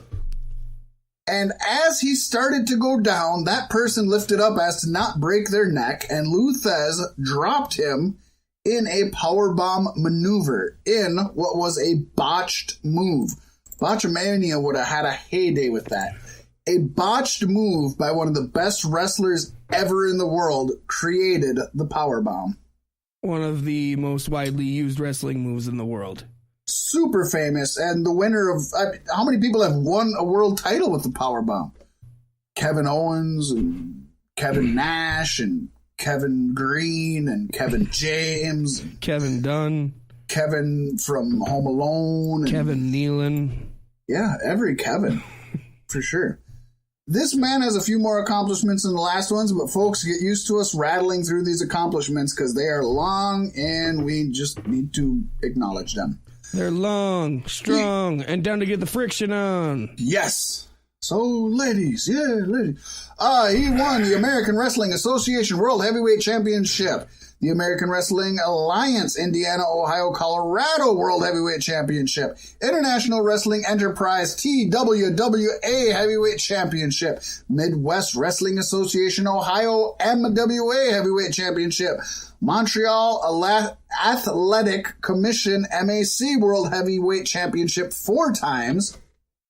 Within the NWA, he won the Southern Tag Team Championship Mid-America version once with Jackie Fargo, the Pacific Coast Tag Team Championship Vancouver version with the Outlaw, International Heavyweight Championship once, World Heavyweight Championship 3 times, Soon you're gonna hear more. Southern Junior Heavyweight Championship twice, World Heavyweight Championship St. Louis once, NWA Hall of Fame Class of 2005. Also, the National Wrestling Association, which is not the NWA, World Heavyweight Championship 3 times, Southwest Sports Inc. Texas Heavyweight Championship 3 times. He is part of the Stampede Wrestling Hall of Fame, St. Louis Wrestling Hall of Fame Class of 2007. Universal Wrestling Association World Heavyweight Champion once, Worldwide Wrestling Associates International Television Tag Team Championship with Sailor Art Thomas. Yes, the classic ITTTC. Exactly. World Wrestling Associates World Heavyweight Championship once, Cauliflower Alley Club Iron Mike Mazurek Award, Pro Wrestling Illustrated Stanley Weston Award 1982, Missouri Sports Hall of Fame Class of 2002, George Tragos Lou Thez Professional Wrestling Hall of Fame Class of 1999, Professional Wrestling Hall of Fame Class of 2002, World Championship Wrestling Hall of Fame Class of 1993, Wrestling Observer Newsletter Hall of Fame Class of 1996, World Wrestling Federation WWE Legends Battle Royal winner 1987, and Hall of Fame Class of 2016. Whew! Other championships, he was twice the World Heavyweight Wrestling Champion and twice the World Heavyweight Champion of Los Angeles. Wow. And that's just half the list, folks. We've only made it to the 1950s. I hope you're as much of a nerd as Fat Mack is. Oh, I love it. And I love this. I love it. The 1950s, of course. We had to hand over to the legend, the Minnesota Man, Vern Gagne. Why, you might ask? Shut the fuck up and listen. Laverne Clarence Gagne, although synonymous with the Midwest, actually had his pro wrestling start in Tejas wrestling. Abe King Kong Kashi in his first match before returning to his roots in Minnesota. Gagne quickly became one of the well-known stars in wrestling during golden age of television, thanks in part to his exposure on the Dermont Network, where he wowed audiences with his technical prowess. He was rumored to be one of the highest-paid wrestlers during the 1950s, reportedly earning $100,000 a year. That's over $1 million in 2019 money, folks. I know that doesn't seem like much compared to the big budget WWE guys, but think of where pro wrestling was back then. Yeah. And what baseball players were making back then when baseball was the biggest sport. I mean, that's huge. Yeah. In 1960, Gagne formed his own promotion, the American Wrestling Alliance. Later it became Association. Before this, the Minneapolis territory was under the National Wrestling Alliance, NWA umbrella. Frustrated by not getting title opportunities in the area, the Minneapolis territory, as it was known, gave the edict to the NWA. The NWA World Champion Pat O'Connor defended his title. Fucking... You're there. Frustrated by not getting title opportunities in the area, the Minneapolis territory, as it was known, gave an edict to the NWA. The NWA World Champion Pat O'Connor defended his title against Vern Gagne within 90 days. Verne would become recognized as a new world champion by the upstart company due to forfeit. Verne took an increasing interest in the management of AWA and eventually became the sole shareholder of the company. Soon, under the tutelage of Gagne, the AWA was picked up by ESPN and ran events in New York, California, Canada, Mexico, plus Europe and the Middle East. Damn. Gagne was known for putting on an old-school show. He sought wrestlers with amateur backgrounds over the hulking brutes who dominated New York in the 1980s. Oh yeah, he also discovered Sergeant Slaughter, Kurt Hennig, Scott Hall, Mean Gene, Baron Von Raschke, Rick Rude, Larry Zbyszko, and gave Terry Bollea his name, the Incredible Hulk Hogan. Just to let you know, Mean Gene is a legume. Yes, he is. Very much so. And another lengthy list of career accomplishments. In the category of amateur wrestling, under the Amateur Athletic Union, the AAU, he won the Robbinsdale High School Athletic Hall of Fame inaugural class 2013. Northwestern AAU Championship in 1942, the NCAA Championship in 1948 and 1949, the Big Ten Conference Championship 4 times in 1944, 1947, 48, and 49, the Minnesota State Championship in 1943, the NCAA Championship 1948 and 1949, member of the 1948 United States Olympic team. Our first Olympian on the list. And this is all before professional wrestling. No shit. That alone gives you a Hall of Fame career right there, doesn't it? Like, why even bother going to wrestling? You're good. You've done enough. But he didn't. And this was just the beginning.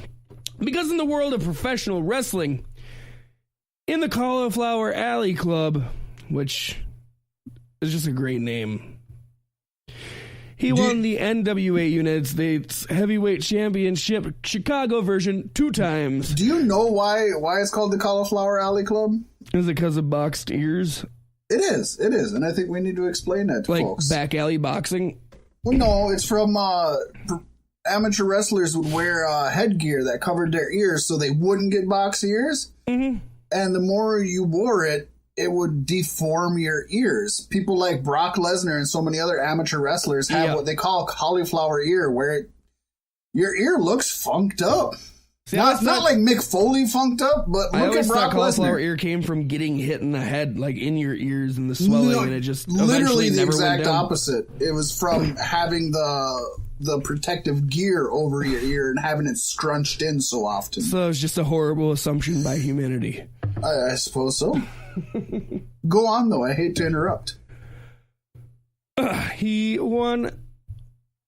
We're just going to start from the top again. Go for it. He won the NWA United States Heavyweight Championship Chicago version 2 times. The International Pro Wrestling IWA World Heavyweight Championship. The NWA World Tag Team Championship Chicago version 1 time with Edward Carpentier.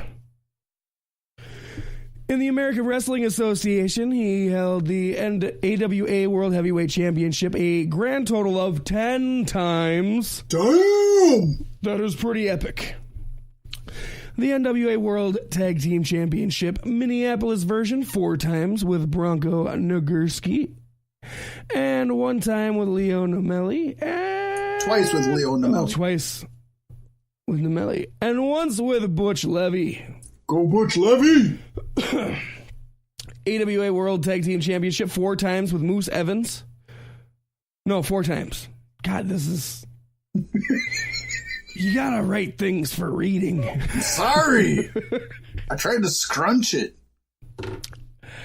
The AWA World Tag Team Championship 4 times. Once with Moose Evans. Once with Connor the Crusher. Yes! Once with Billy Robinson, and once with Mad Dog Vachon. The AWA Omaha Heavyweight Championship 5 times. The AWA United States Heavyweight Championship 2 times. Under the National Wrestling Alliance, he won the NWA World Junior Heavyweight Championship 1 time, the NWA Texas Heavyweight Championship 2 times, the NWA World Tag Team Championship Texas version once with Wilbur Snyder. In Pro Wrestling Illustrated, he won the Stanley Weston Award of 1986. Professional Wrestling Hall of Fame class of 2004. Won Tokyo Sports Match of the Year Award 1981 versus Giant Baba on January 18th. The George Tragos Luthez Professional Wrestling Hall of Fame class of 1999. World Championship Wrestling Hall of Fame class of 1993. World Wrestling Entertainment Hall of Fame class of 2006. And the Wrestling Observer Newsletter Hall of Fame class of 1996. Damn. You know, Paystee, I am going to put this out here right now.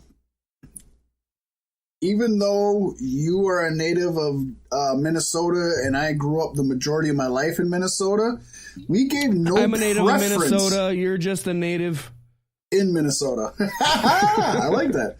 We gave no preference to Vern Gagne, and we hope that reading his accomplishments and his bio, you understand that. Yeah. Because he deserved everything he got, and he literally was, of the decade of the 1950s, Vern Gagne was the man and deserves every accolade that we could possibly give him. 100,000%. Fuck yeah. Vern Gagne is the man. And we didn't even put on there Gagne West. We didn't even put on there, but Paystee in his final years of his life, while he was put in a nursing home, the man literally killed another nursing home attendant while body slamming him. Yep. That alone should give him the fucking Wrestler of the Century award. Wasn't it for saying wrestling was fake or some shit? I don't know that. My understanding was it was all a dementia thing and just was awkward and had nothing to do with anything really, but okay. I like the story that it was because he said wrestling was fake even better. Right. I like that story and we should go with fake? That. You just died. That's pretty real to me. Pats his hands together as he walks away, satisfied, goes to take a nap.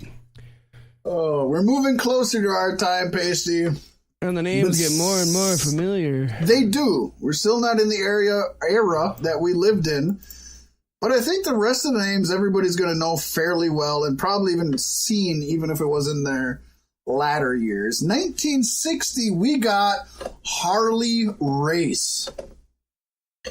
Harley Leland Race covered a complete map of the territories, Paystee, including wrestling for all of the major wrestling promotions, which included the NWA National Wrestling Alliance, the AWA American Wrestling Association, which Vern Gagne headed, World Championship Wrestling, not the WCW folks, different, and the World Wrestling Federation. There aren't too many people alive today that have accomplished what the self-proclaimed greatest wrestler on God's green earth has.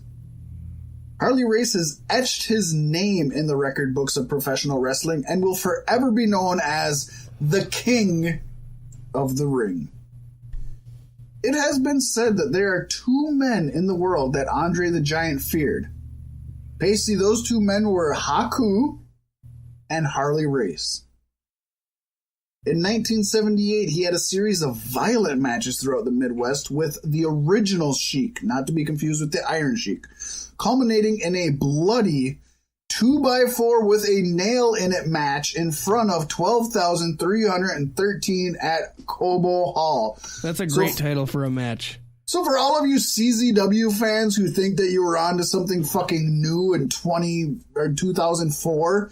1978, they were bleeding everywhere with a 2x4 with a nail in it match. One nail, not a bunch of nails to distribute the pressure. No, one solid piercing nail.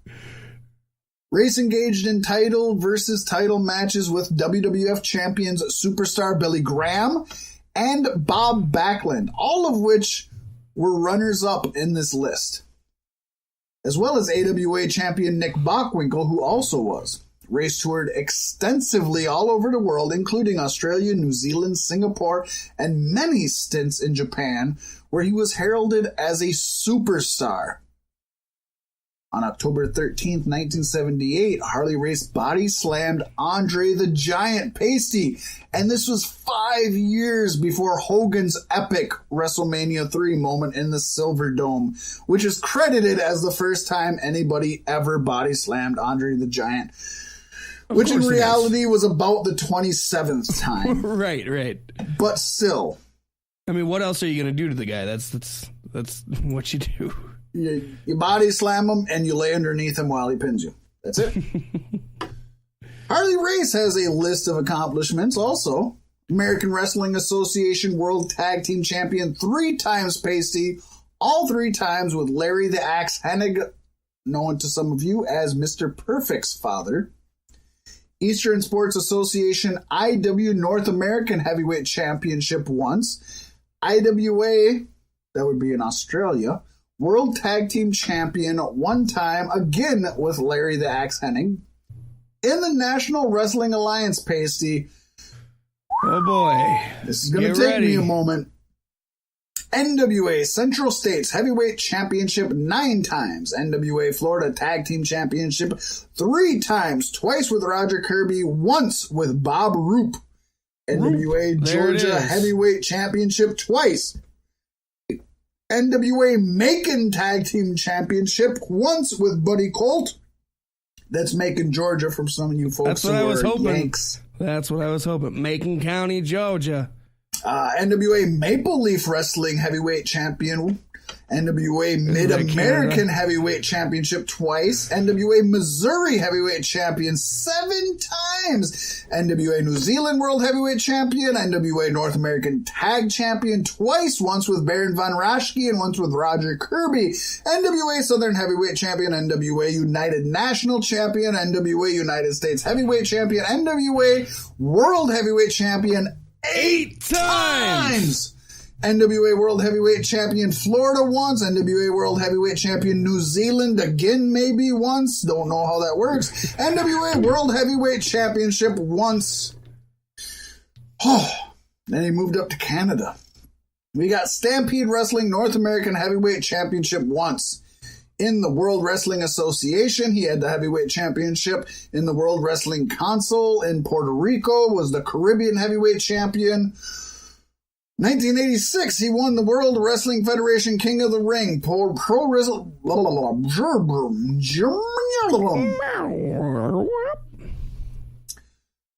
Wrestling Illustrated gave him the Match of the Year twice. 1973 versus Dory Funk Jr. on May 24th. And 1979 against the American Dream, baby, Dusty Rhodes on August 21st. He also got Wrestler of the Year in both 1979 and 83. He got Match of the Year again in 1983 versus Ric Flair on June 10th. And he got the Stanley Weston Award in 2006. We mentioned that he was a big name over in New Japan. Well, Tokyo Sports gave him the Match of the Year in 1978 versus Jumbo Tsuruta on January 20th. Cauliflower Alley Club gave him the Iron Mike Mazurki Award in 2006.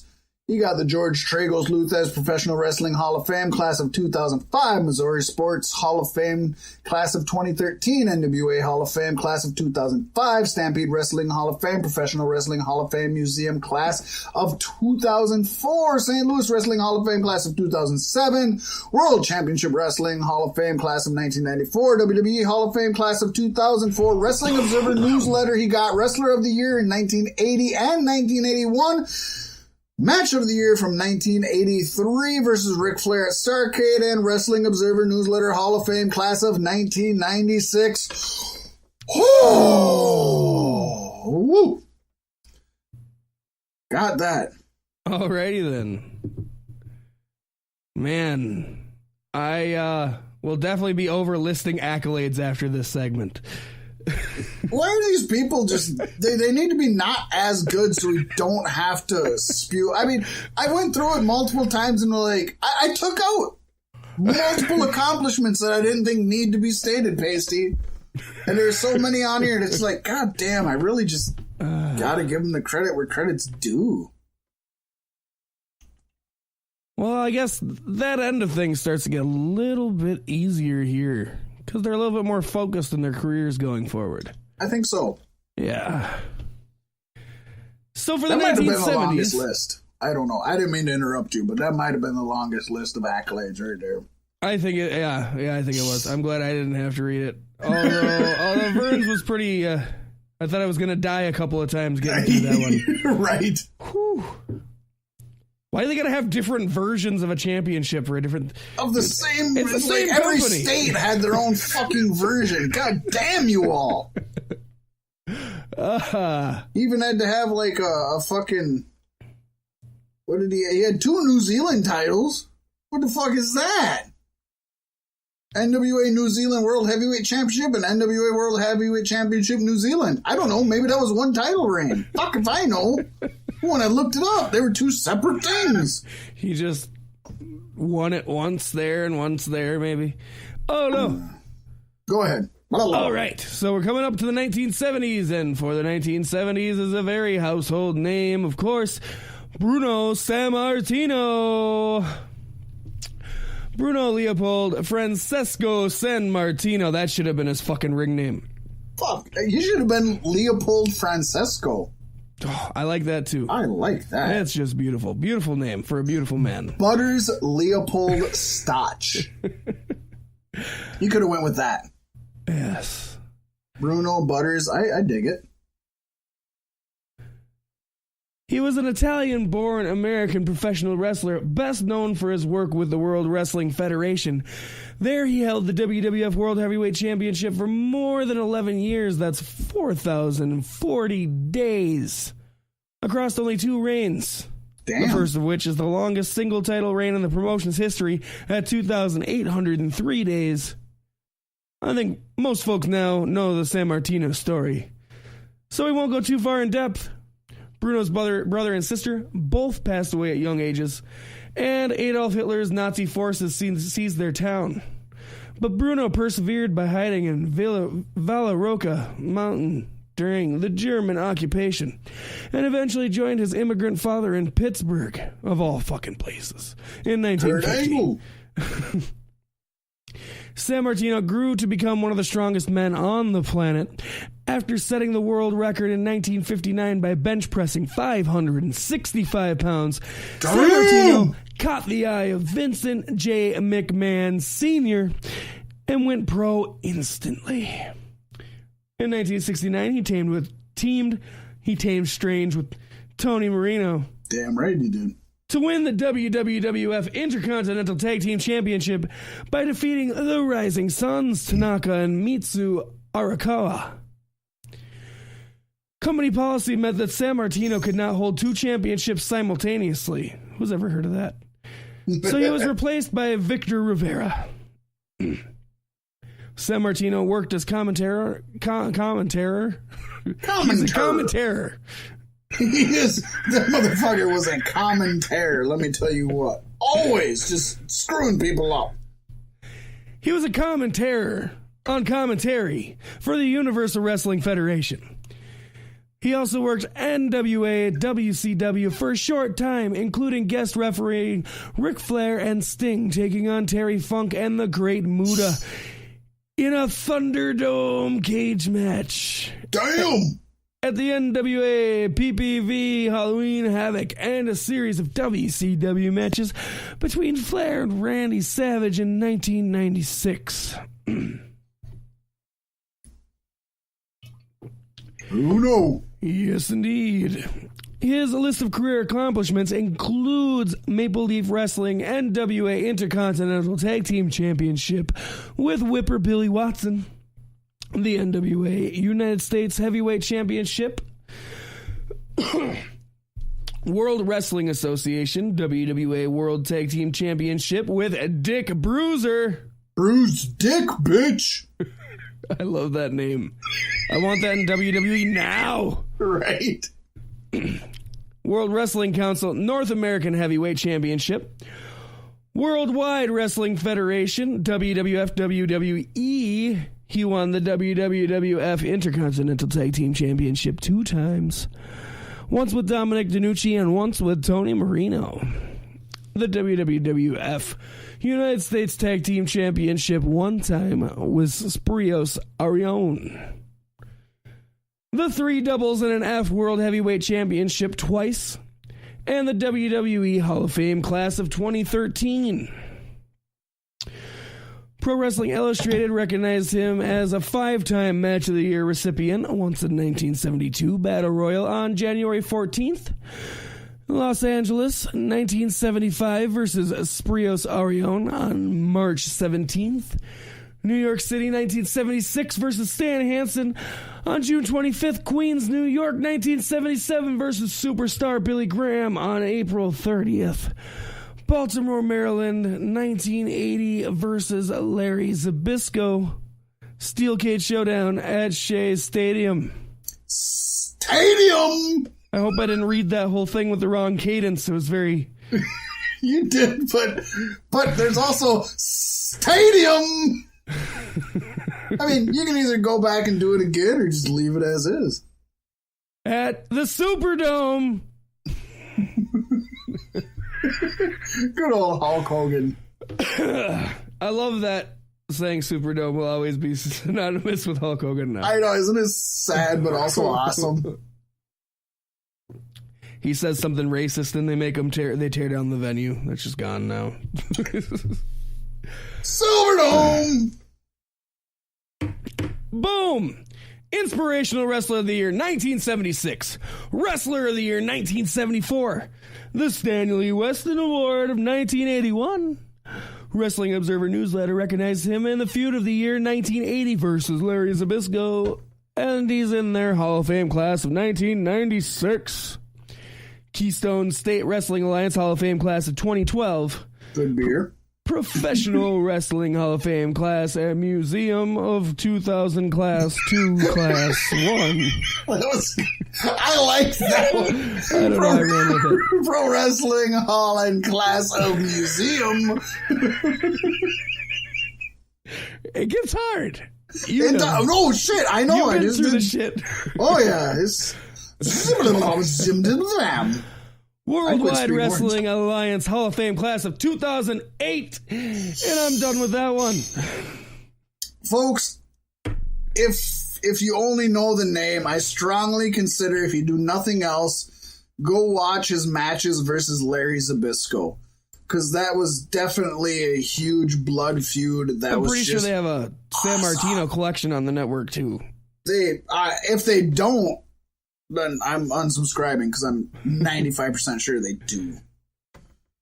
So, yeah, they definitely do. Go check them out. Check it out. He is worth it. So now we're moving into not only a class of wrestlers that I think most of y'all know, but I'm moving to the wrestler that made me fall in love with pro wrestling. And to this date, my favorite pro wrestler of all time. 1980s. I don't even have to say it. Y'all know who it is. It's but I'm going to say it anyways. It's Hulk Hogan. It's Ric Flair. According to IGN, the man born Terry Gene Bollea is, quote, the most recognized wrestling star worldwide. Terry Funk introduced Bollea to the company owner / promoter Vincent J. McMahon Sr., who was impressed with his charisma and physical stature. McMahon wanted to use an Irish name and gave Bollea, who had been wrestling as Terry Boulder, the last name of Hogan. He also wanted Hulk to dye his hair red.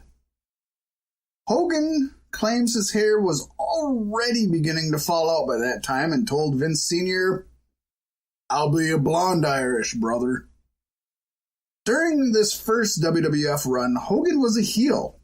I know most people might not believe that, but he was. And he had classy Freddie Blassie as his manager, wrestling the likes of Bob Backlund and Andre the Giant, who were two of the biggest faces at the time. He went on to main event in both the AWA and New Japan, where he defeated Antonio Inoki in the finals of a 10-man tournament to become Paystee. A lot of folks don't realize this right now. Even the big wrestling geeks who love New Japan, Hogan was the first ever IWGP World Heavyweight Champion. That's crazy. It's a title that is arguably the most prestigious in the business to this day. But then he returned to the WWF for Vince's son, Vincent Kennedy McMahon Jr. The Hulkster main evented the first 8 WrestleManias, the largest wrestling show in the world, and Hogan main evented the first 8. He also won the Royal Rumble in both 1990 and 1991, making him the first person to win 2 consecutive Royal Rumbles, before jumping to WCW and being a founding member of the NWO. Not to be confused with NOW. Hulk is a 6-time WWF or WWE champion, 6-time WCW World Heavyweight Champion, and even held the WWE World Tag Team Championship for a while with Edge, which a lot of people forget. His 6 combined reigns make him the second longest reigning WWF champion of all time after our 70s pick Bruno Sammartino, having held the title for 1,474 days from 1984 to 1988. His 6 combined reigns in WCW make him the actual longest reigning WCW World Heavyweight Champion of all time, as well, with a 469-day reign from 1994 to 1995. He has starred in or appeared in more than 15 movies, as well as several appearances on TV shows, some of which he starred in or hosted, such as Hogan Knows Best, Celebrity Championship Wrestling, China, Illinois on the Adult Swim Network, and 2008's American Gladiators reboot. I kind of love China, Illinois. God, I do love it. That's a great show. I mean, it's no Super Jail. I like it better than Super Jail, but agree to disagree. I'm with you there. Obviously, he has many career accomplishments. You all know Hogan, but some of these might surprise you. First off, let's start someplace you didn't expect us to start. New Japan Pro Wrestling. We said he was the inaugural IWGP Heavyweight Champion. He only held that once, but he also won the IWGP League Tournament in 1983, and he won twice the World Tag League Tournament, both in 82 and 83, with Antonio Inoki. He won NWA National Wrestling Alliance Southern Heavyweight Championship Northern Division once.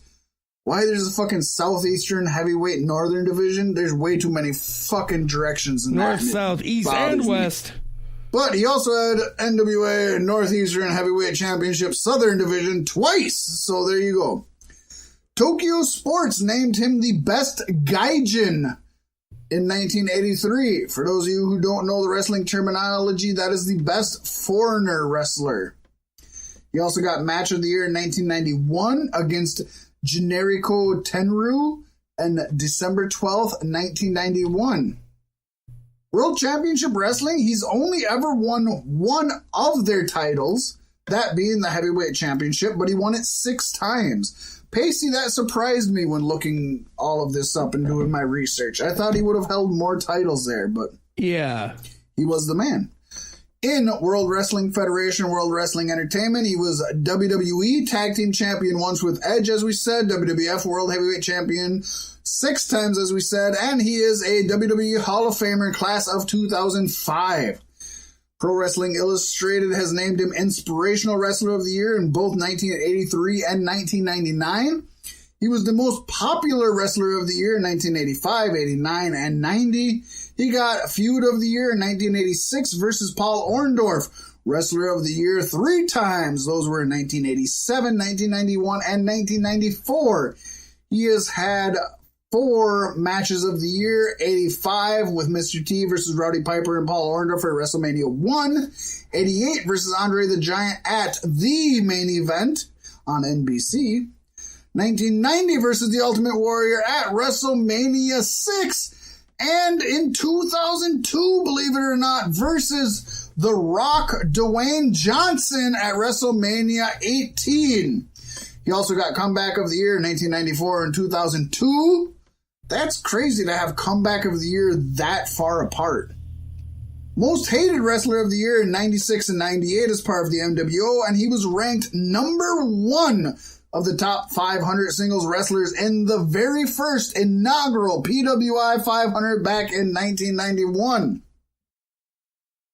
The Wrestling Observer newsletter, as much as they like to shit on him, has also given him so many accolades. Best Babyface 10 times Paystee from 1982 to 1981.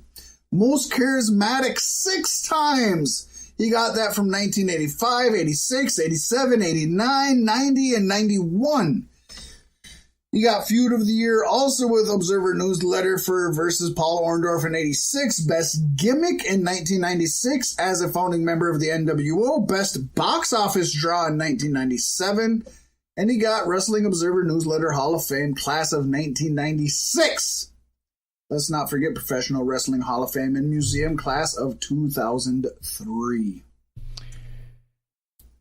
Accolades for days. Too right. I mean, he's Hulk fucking Hogan. It's we really Hulk could have Hogan. just said Hulk Hogan and walked away from it there. Arguably the biggest name on this list. Yeah. Maybe only second to the next name on this list. You'd say his second too? Maybe. I think I it's the said same maybe. level. I don't know. I think it's the I height. said maybe. I think it yeah. depends. Okay. Yes, coming into the 1990s. This one, it could have been a little bit up in the air. This one was up in the air. There were a few names in this hat. There's a lot of people who defined the Attitude Era, and that's what we were in the mid to late 1990s. But the man we have decided on is none other than Stone Cold Steve Austin. Cue breaking glass. I was going to break my sliding door glass just for this, and then I was like... Got a sledgehammer ready next to the desk and everything. I was like, no, I won't. It's Minnesota. It could still snow again. I could just download the breaking glass music and play it right now. Proudly raising his middle fingers in the faces of everyone who dared to oppose him, Stone Cold Steve Austin was the blue-collar warrior of the common man, clad in jeans and black leather, often soaked in beer. The rattlesnake-born Stephen James Anderson, later Stephen James Williams, before legally changing it to Steve Austin. God damn! He was trained by gentleman Chris Adams and began wrestling in World Class Championship Wrestling and U.S. Wrestling Association before working for Ted Turner's World Championship Wrestling in 1991. The Stunning Steve Austin... As Stunning Steve Austin, he formed a team with Flying Brian Pillman, and the duo would unify the NWA and WCW World Tag titles, defeating Ricky Steamboat and Shane Douglas. After being fired by Eric Bischoff by way of FedEx, Steve made his way to ECW for a quick moment in 1995, honing his promo skills before moving to WWF. Yes. After winning the 96 King of the Ring, he coined the phrase Austin 316 and blew up from there, soon becoming the hottest and best-selling wrestler of all time. Thanks in large to his feud with Vince McMahon, Austin's antics helped WWF take the lead in the Monday Night Wars, including driving a Zamboni to the ring, soaking Vince and his stooges with beer from a beer truck he drove to ringside, filling Vince's Corvette with cement, making Vince piss his pants by firing a fake gun at him, attacking Vince with a bedpan while in a hospital, and even stunning Santa Claus. Say it isn't so! We won't talk about his grocery store wrestling match with Booker T, though. That was awesome. I loved it so much. Although walking out of the company on 2 separate occasions, he was always welcomed back, even getting his own, albeit short-lived, show on the WWE Network, arguably killed by Dean Ambrose. More than arguably.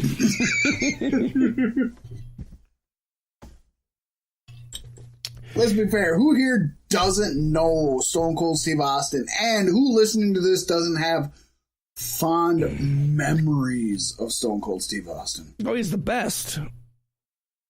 Except for at podcasting right now. I've been behind on him, so... It's still classic episodes. Isn't he doing classic episodes? I don't think it's a permanent hiatus or indefinite hiatus. Yeah. Poor guy. I hate indefinite because you never know. Well, hence the term indefinite. Wow, Paystee, way to fucking spell that one out for us. Go ahead. Oh, yeah. Stone Cold has a nice list of career accomplishments. In WCW, winning the World Heavyweight... winning the World Television Championship 2 times, the WCW United States Heavyweight Championship another 2 times, and the World Championship Wrestling World Tag Team Championship, the WCW WTTC, with Brian Pillman. As the Hollywood Blondes. In WWF, WWE, he won the WWF. He won the WWF Intercontinental Championship twice, the $1 Million Championship 1 time, WWF Tag Team Championships 4 times, once with Shawn Michaels, once with Dude Love, once with The Undertaker, and once with Triple H. He won the WWF Championship a grand total of 6 times. He was King of the Ring 1996 and inducted into the WWE Hall of Fame class of 2009. Professional Wrestling, he's in the Professional Wrestling Hall of Fame class of 2016. Pro Wrestling Illustrated deemed him Rookie of the Year 1990. Match of the Year 1997 versus Bret Hart in a submission match at WrestleMania 13. Most Popular Wrestler of the Year, 1998. Feud of the Year, 1998-1999 versus Vince McMahon. Wrestler of the Year, 98, 99, and 2001. And Most Hated Wrestler of the Year in 2001. That's a nice double title. Damn right. He was also ranked number 1 of the top 500 singles wrestlers in the PWI 500 in 98 and 99. Woo.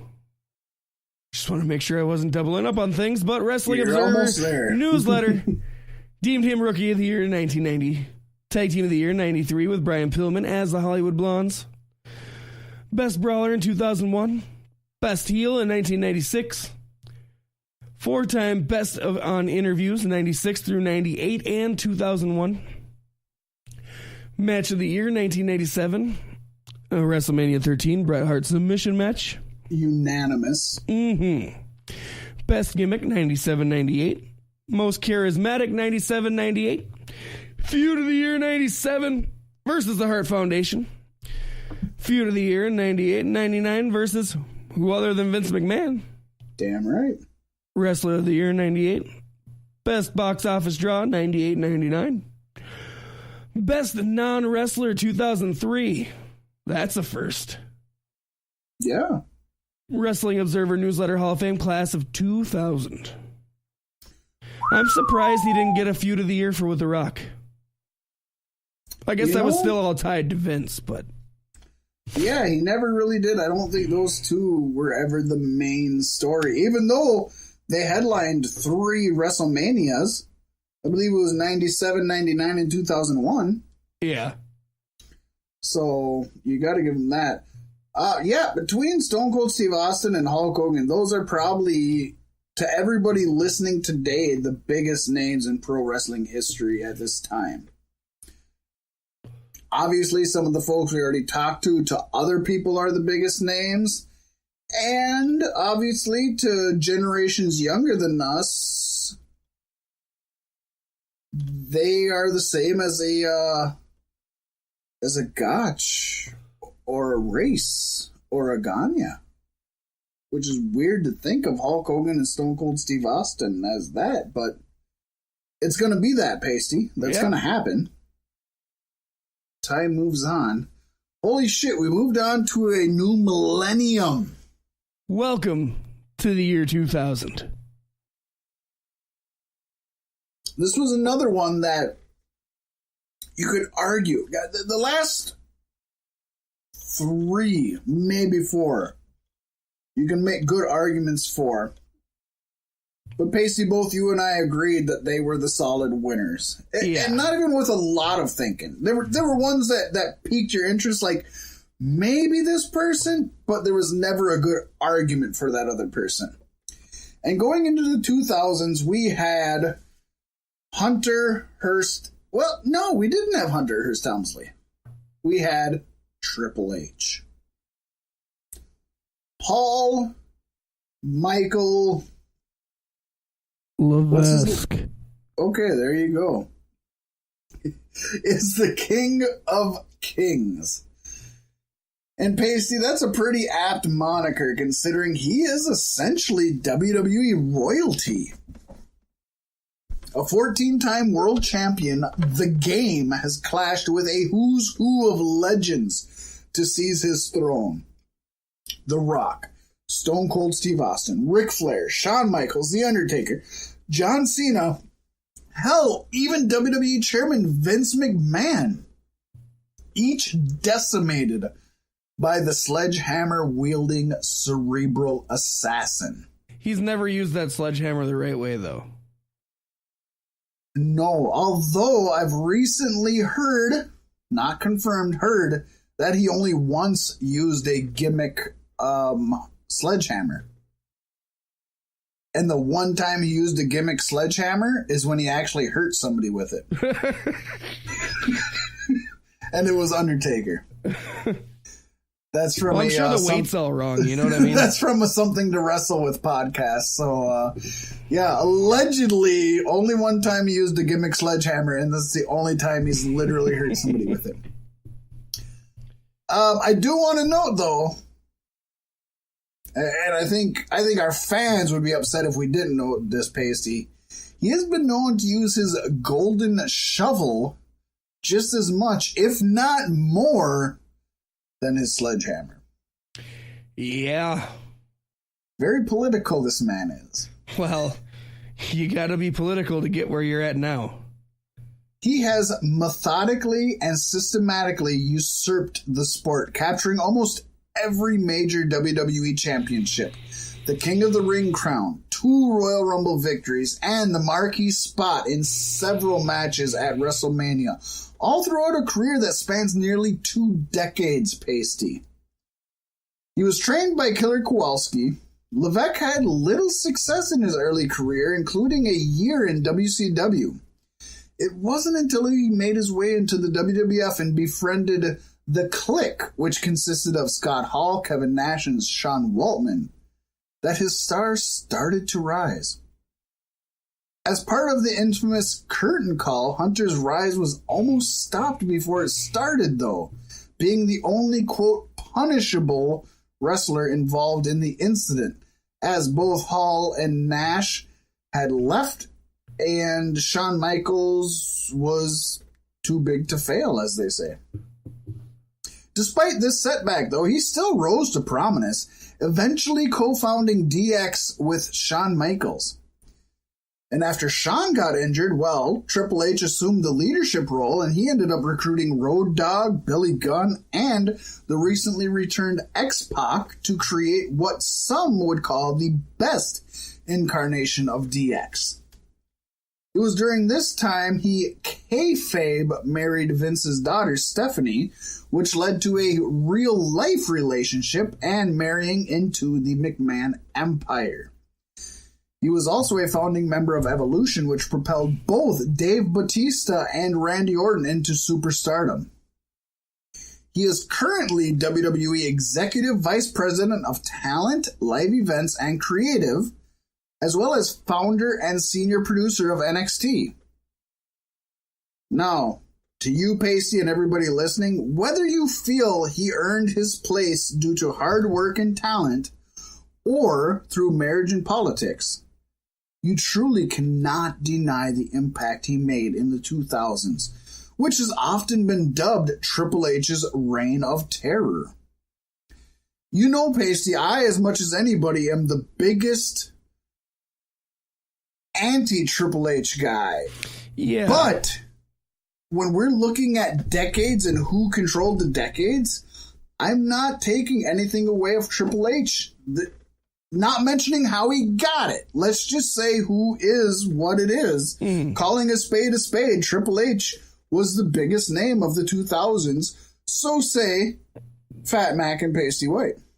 Yes, indeed, very truly. And I think it took a little bit of everything, you know, talent, hard work, and marrying your way into the family. I think it doesn't hurt. I don't think Vince would have let him marry Stephanie if he wasn't a good worker. You know what I mean? But, and he was always very loyal to the company. He was the general at the helm of the Monday Night Wars. So let's put his career into numbers, as we have with everyone so far. Yes, indeed. International Wrestling Federation Heavyweight Championship. International Wrestling Federation Tag Team Championship with Perry Saturn. Nice. World Wrestling Federation and also World Wrestling Entertainment champions. Goes to the WWF European Championship twice. WWF or WWE Intercontinental Championship 5 times. World Heavyweight Championship 5 times. WWF or WWE Championship 9 times. WWF Tag Team Championship twice. 1 time with Stone Cold Steve Austin, 1 time with Shawn Michaels. Unified WWE Tag Team Championship once with Shawn Michaels, King of the Ring of 1997, and WWE Hall of Fame Class of 2019 this year as part of D-Generation X. Pro Wrestling Illustrated has also given him accolades, including Feud of the Year 4 times in 2000 versus Kurt Angle, 2004 versus Chris Benoit, 2009 versus Randy Orton, and 2013 versus Daniel Bryan. As much shit as we give Triple H for burying people, all of these feuds of the years were against young up-and-comers at that time. We got Match of the Year 2004 versus Chris Benoit and Shawn Michaels at WrestleMania 20, and he also got Match of the Year in 2012 versus The Undertaker in a Hell in a Cell match at WrestleMania 28. He's had the most hated wrestler of the year, which for a heel is good, 5 different times. By himself, he had it 2003, 2004, and 2005. As a member of the Authority, he had it in 2013, and in 2014, he got it with Stephanie McMahon. As the Authority. Ish, yeah. He also got Most Hated Wrestler of the Decade, 2000 through 2009. So this whole time, not only is he probably the wrestler of this decade, but he's also the most hated wrestler of this decade, which shows he's doing something right since he was the heel. He managed to stay a prominent heel for the better part of 10 years. He got Wrestler of the Year in 2008, and he was ranked number 1 of the top 500 singles wrestlers in PWI 500 in both 2000 and 2009. Wrestling Observer Newsletter That's a pretty good spread. 9 years apart from each other, and you're still able to be number 1. That is, and they're both within our parameters of the 2000s. Yes, indeed. He capped the 2000s.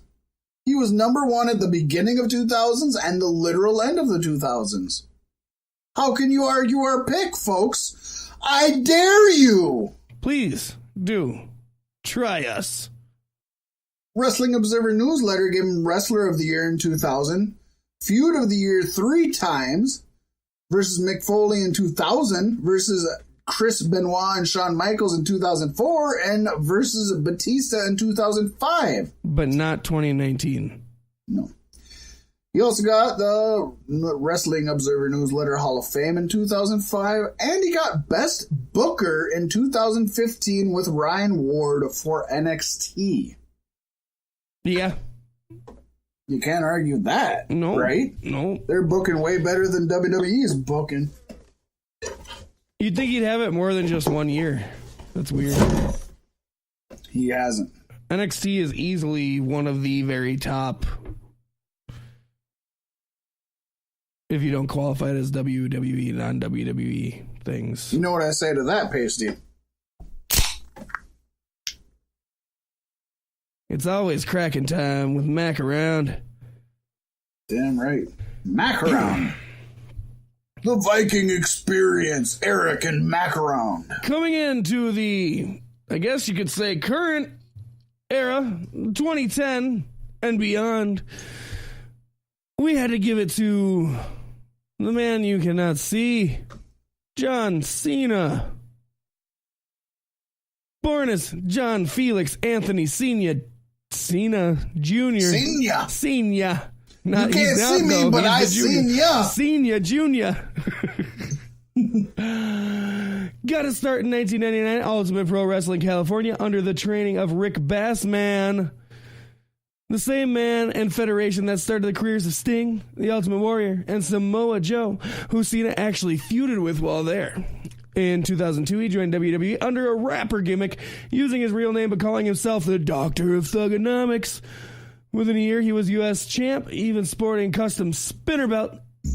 That was on the U.S. Championship? The original one, yeah. Wow. That's cool. when he introduced the spinner gimmick. It's nice to know the spinner gimmick was on more than one belt. I guess that never crossed my radar. In 2005, he won the first of many WWE World titles, customizing the championship with a spinner as well. But it was 2010 when he really blew up, feuding with the entire Nexus faction and headlining 8 out of 13 pay-per-views, including 6 in a row. That trend had only increased in the next year when he headlined 10 pay-per-views out of 13, and 7 of those were in a row. His feud with The Rock garnered mainstream press and headlined WrestleMania 2 years in a row when it was only billed as once in a lifetime. Twice! Woo! Besides becoming the most recognizable in-ring competitor for WWE, he has gone on to appear in 18 movies, almost all of them in a starring role, appearing in a multitude of television shows, starring in 3, and being a reoccurring host of both the Kids' Choice Awards and Saturday Night Live. And put out his own solo album titled You Can't See Me, and has appeared on a plethora of songs, including working with E40 and Wiz Khalifa. I bought that album, sadly, in 10th grade. I love how you just nailed appearing in a multitude of television sows. That was my bad, but you nailed it with shows. You gotta listen to the Cow Spiders. Damn right. The man has a list of career accomplishments, including winning the Ohio Valley Wrestling Heavyweight Championship, the Ohio Valley Wrestling Southern Tag Team Championship with Rico Constantino, Ultimate Pro Wrestling Championship, World Wrestling Entertainment. He won World Heavyweight Championship 3 times. World Tag Team Championship twice, once with Batista and once with Shawn Michaels. I don't remember either. I did not know he had a tag team championship with Shawn Michaels. I didn't know either of them. I guess I don't know Batista, but I don't expect to remember that one. Shawn Michaels, you'd think you would remember. Yeah, he's won the Neither WWE Championship a total of 13 times. I love how in the history books, when they look at it, he's won the WWE Championship 13 times. That's the record that they tote about. But Triple H, all of his reigns, World Heavyweight Championship, WWE Championship, put together are what's added up. Love it. He won the WWE Tag Team Championship twice, once with The Miz and once with David Otunga, both of which, again, I have no memory of. I know Otunga was when he was forced to be a part of the Nexus. Oh. I don't remember the Miz one. And he also won the United States Championship 5 times. Paystee, is it weird that somebody as huge as John Cena will always be associated with the U.S. title? Like, not in a bad way, but that was his first title. He turned it into a spinner. And then after he became so huge he didn't need the world title, he had it again and created the U.S. Open. He created a tennis tournament? Or that's golf. One of the two. Boring either way. It wasn't boring when he did it. No.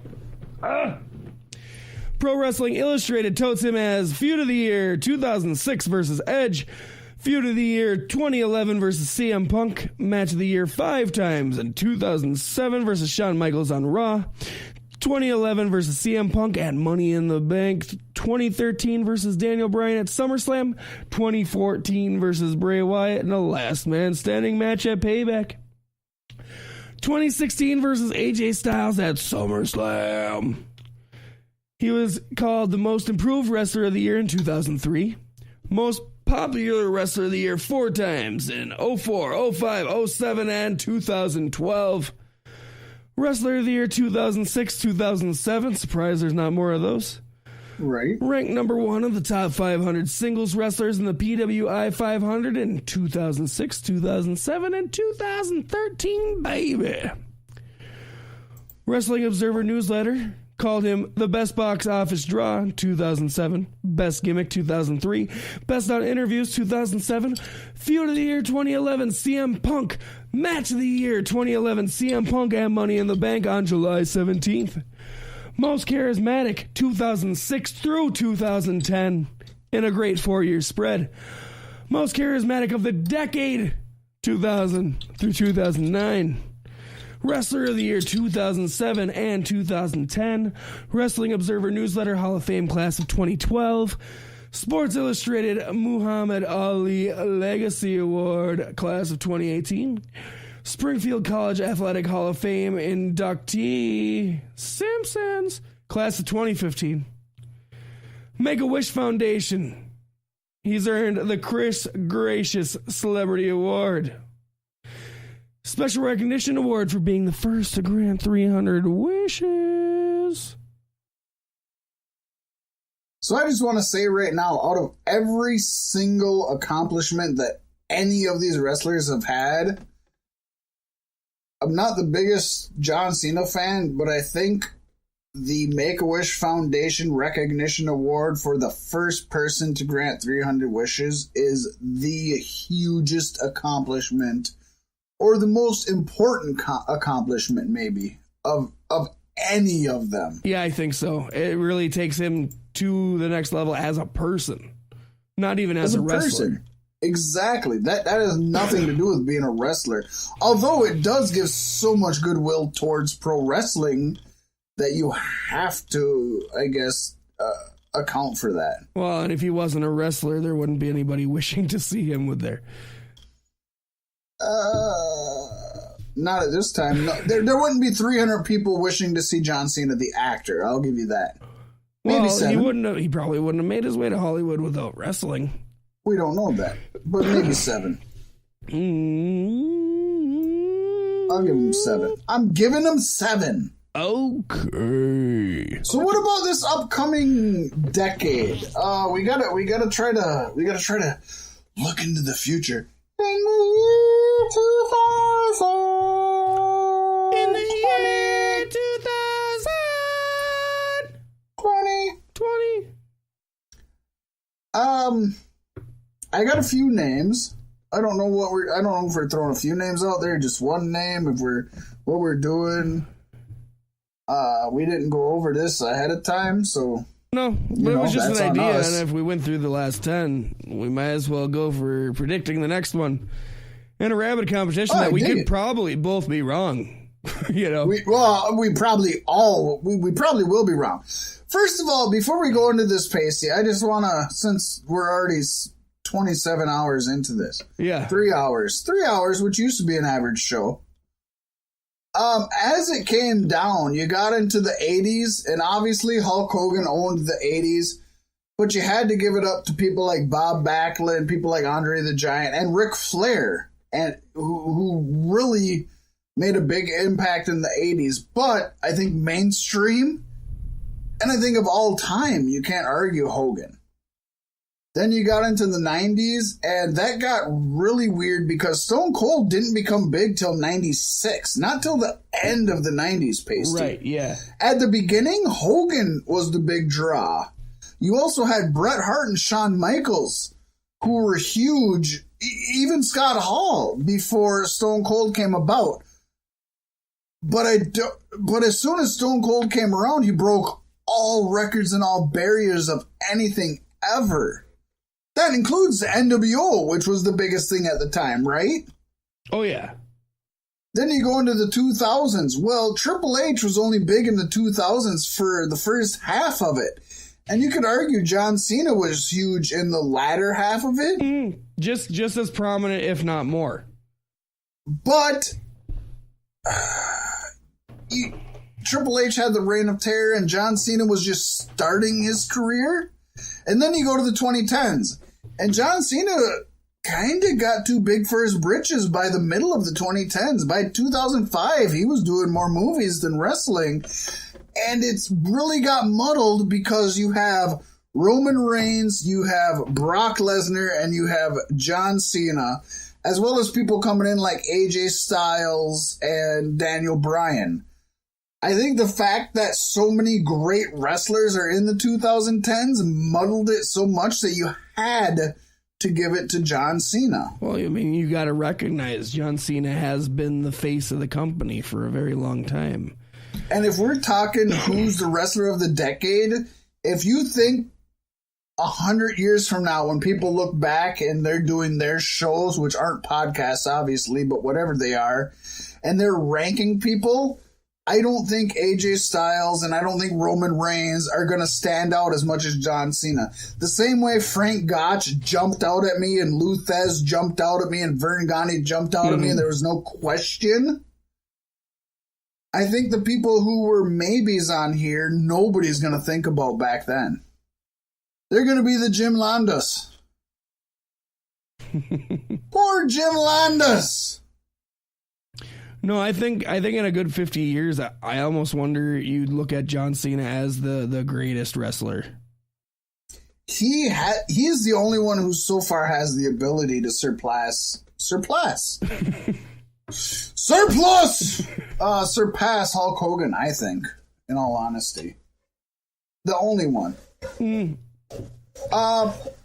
could say The Rock, but I think he left early enough in his pro wrestling career that he might make more of a name for himself in Hollywood than wrestling. Yeah, and where he would surpass Hulk Hogan in wrestling, he will probably surpass The Rock in Hollywood. I don't think so. No? I think The Rock is surpassing John Cena in Hollywood and Hulk Hogan. But I think both John Cena and Hulk Hogan surpass The Rock in wrestling. Hulk Hogan surpassed nobody in Hollywood. Frank Stallone. I'm just putting it over. Holly Shore, maybe. 2020, Paystee. The next 10 years, who's going to be the If I have to pick one person, I'm going with Marty Scurll, the villain. I think he could be the guy. I don't know. I picked 3 people, and I have even more on my list than that. But if I have to pick one, I think the villain Marty Scurll has both the talent and the charisma and the business sense to move into the 2020s. You could argue a Cody Rhodes, and maybe, but I would argue that he's in the twilight of his career right now. Yeah.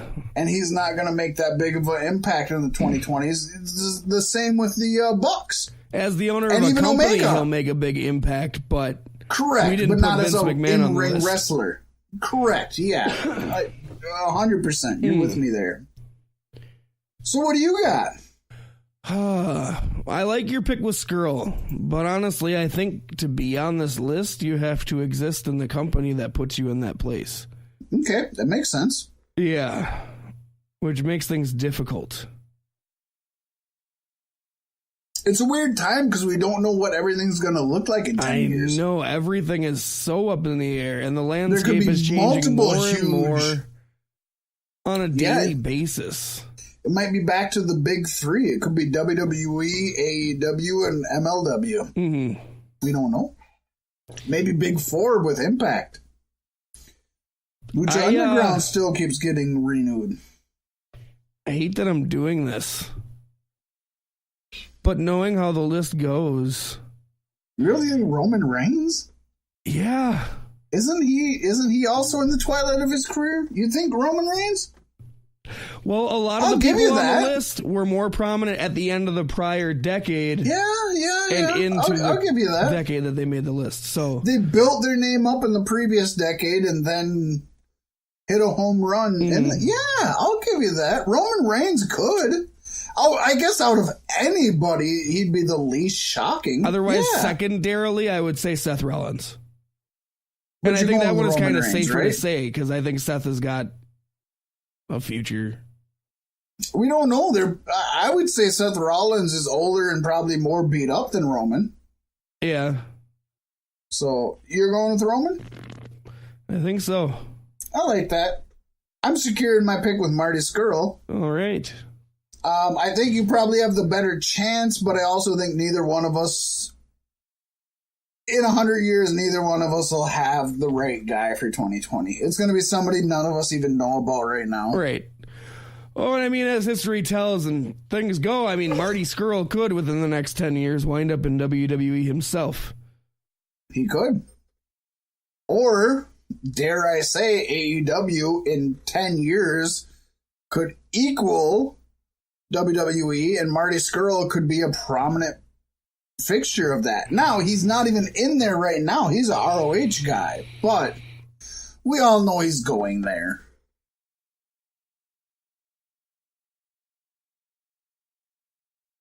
There you go. I'm changing my answer to the Viking Experience. I bet you are. Paystee, we've gone well over 3 hours. Yes. Well over 3 hours, but this was a jam-packed 100th episode. 100th episode! We'll be here for 1,000 more, folks. I mean, super fun, super great. If Joe Rogan can break 1,000, I think we got this, buddy.